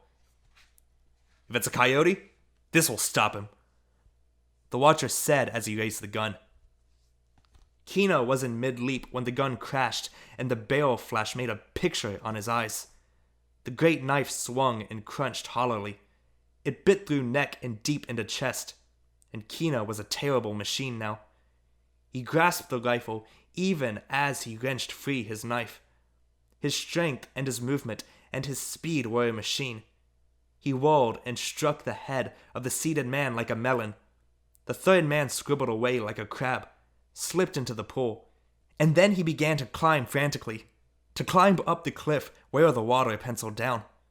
His hands and feet threshed in the tangle of the wild grapevine, and he whimpered and gibbered as he tried to get up. But Kino had become as cold and deadly as steel. Deliberately he threw the lever of the rifle, and then he raised the gun and aimed deliberately and fired. He saw his enemy tumble backward into the pool, and Kino strode to the water. In the moonlight, he could see the frantic, frightened eyes, and Kino aimed and fired between the eyes. And then Kino stood uncertainly. Something was wrong. Some signal was trying to get through to his brain. Tree frogs and cicadas were silent now, and then Kino's brain cleared from its red concentration, and he knew the sound. The keening, moaning, rising hysterical cry from the little cave in the side of the stone mountain. The cry of death. Everyone in La Paz remembers the return of the family. There may be some old ones who saw it, but those whose father and whose grandfathers told it to them remember it nevertheless. It is an event that happened to everyone. It was late in the golden afternoon when the first little boys ran hysterically in the town and spread the word that Kino and Juana were coming back, and everyone hurried to see them. The sun was settling toward the western mountains, and the shadows on the ground were long, and perhaps that was what left a deep impression on those who saw them. The two came from the rutted country road into the city, and they were not walking in single file, Kino ahead and Juana behind as usual, but side by side. The sun was behind them, and their long shadows stalked ahead, and they seemed to carry two towers of darkness with them. Kino had a rifle across his arm, and Juana carried her shawl like a sack over her shoulder, and in it was a small, limp, heavy bundle. The shawl was crusted with dry blood, and the bundle swayed a little as she walked. Her face was hard and lined and leathery with fatigue and with the tightness with which she fought fatigue, and her wide eyes stared inward on herself. She was as remote and as removed as heaven. Kino's lips were thin and his jaws tight, and the people say that he carried fear with him, that he was as dangerous as a rising storm. The people say that the two seemed to be removed from human experience, that they had gone through pain and had come out on the other side, that there was almost a magical protection about them, and those people who had rushed to see them crowded back and let them pass and did not speak to them. Kino and Juana walked through the city as though it were not there. Their eyes glanced neither right nor left, nor up nor down, but stared only straight ahead. Their legs moved a little jerkily, like well-made wooden dolls, and they carried pillars of black fear about them. And as they walked through the stone and plaster, city brokers peered at them from barred windows, and servants put one eye to a slitted gate, and mothers turned the faces of their youngest children inward against their skirts. Kino and Juana strode side by side through the stone and plaster city and down among the brush houses, and the neighbors stood back and let them pass. Juan Tomas raised his hand in greeting, and did not say the greeting, and left his hand in the air for a moment uncertainly. In Kino's ears, the song of the family was as fierce as a cry. He was immune and terrible, and his song had become a battle cry. They trudged past the burned square where the house had been without even looking at it. They cleared the brush that edged the beach and picked their way down the shore toward the water, and they did not look toward Kino's broken canoe. And when they came to the water edge, they stopped and stared out over the gulf. And then Kino laid the rifle down, and he dug among his clothes, and then he held the great pearl in his hand. He looked into its surface, and it was gray and ulcerous. Evil faces peered from it into his eyes, and he saw the light of burning. And in the surface of the pearl, he saw the frantic eyes of the man in the pool. And in the surface of the pearl, he saw Coyotito lying in the little cave with the top of his head shot away. And the pearl was ugly. It was gray, like a malignant growth. And Kino heard the music of the pearl, distorted and insane. Kino's hand shook a little, and he turned slowly to Wana and held the pearl out to her. She stood beside him, still holding her dead bundle over her shoulder. She looked at the pearl in his hand for a moment, and then she looked into Kino's eyes and said softly, "No, you." And Kino drew back his arm and flung the pearl with all his might. Kino and Wana watched it go, winking and glimmering under the setting sun. They saw the little splash in the distance, and they stood side by side watching the place for a long time. And the pearl settled into the lovely green water and dropped toward the bottom.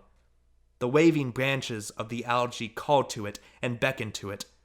The lights on its surface were green and lovely. It settled down to the sand bottom among the fern-like plants.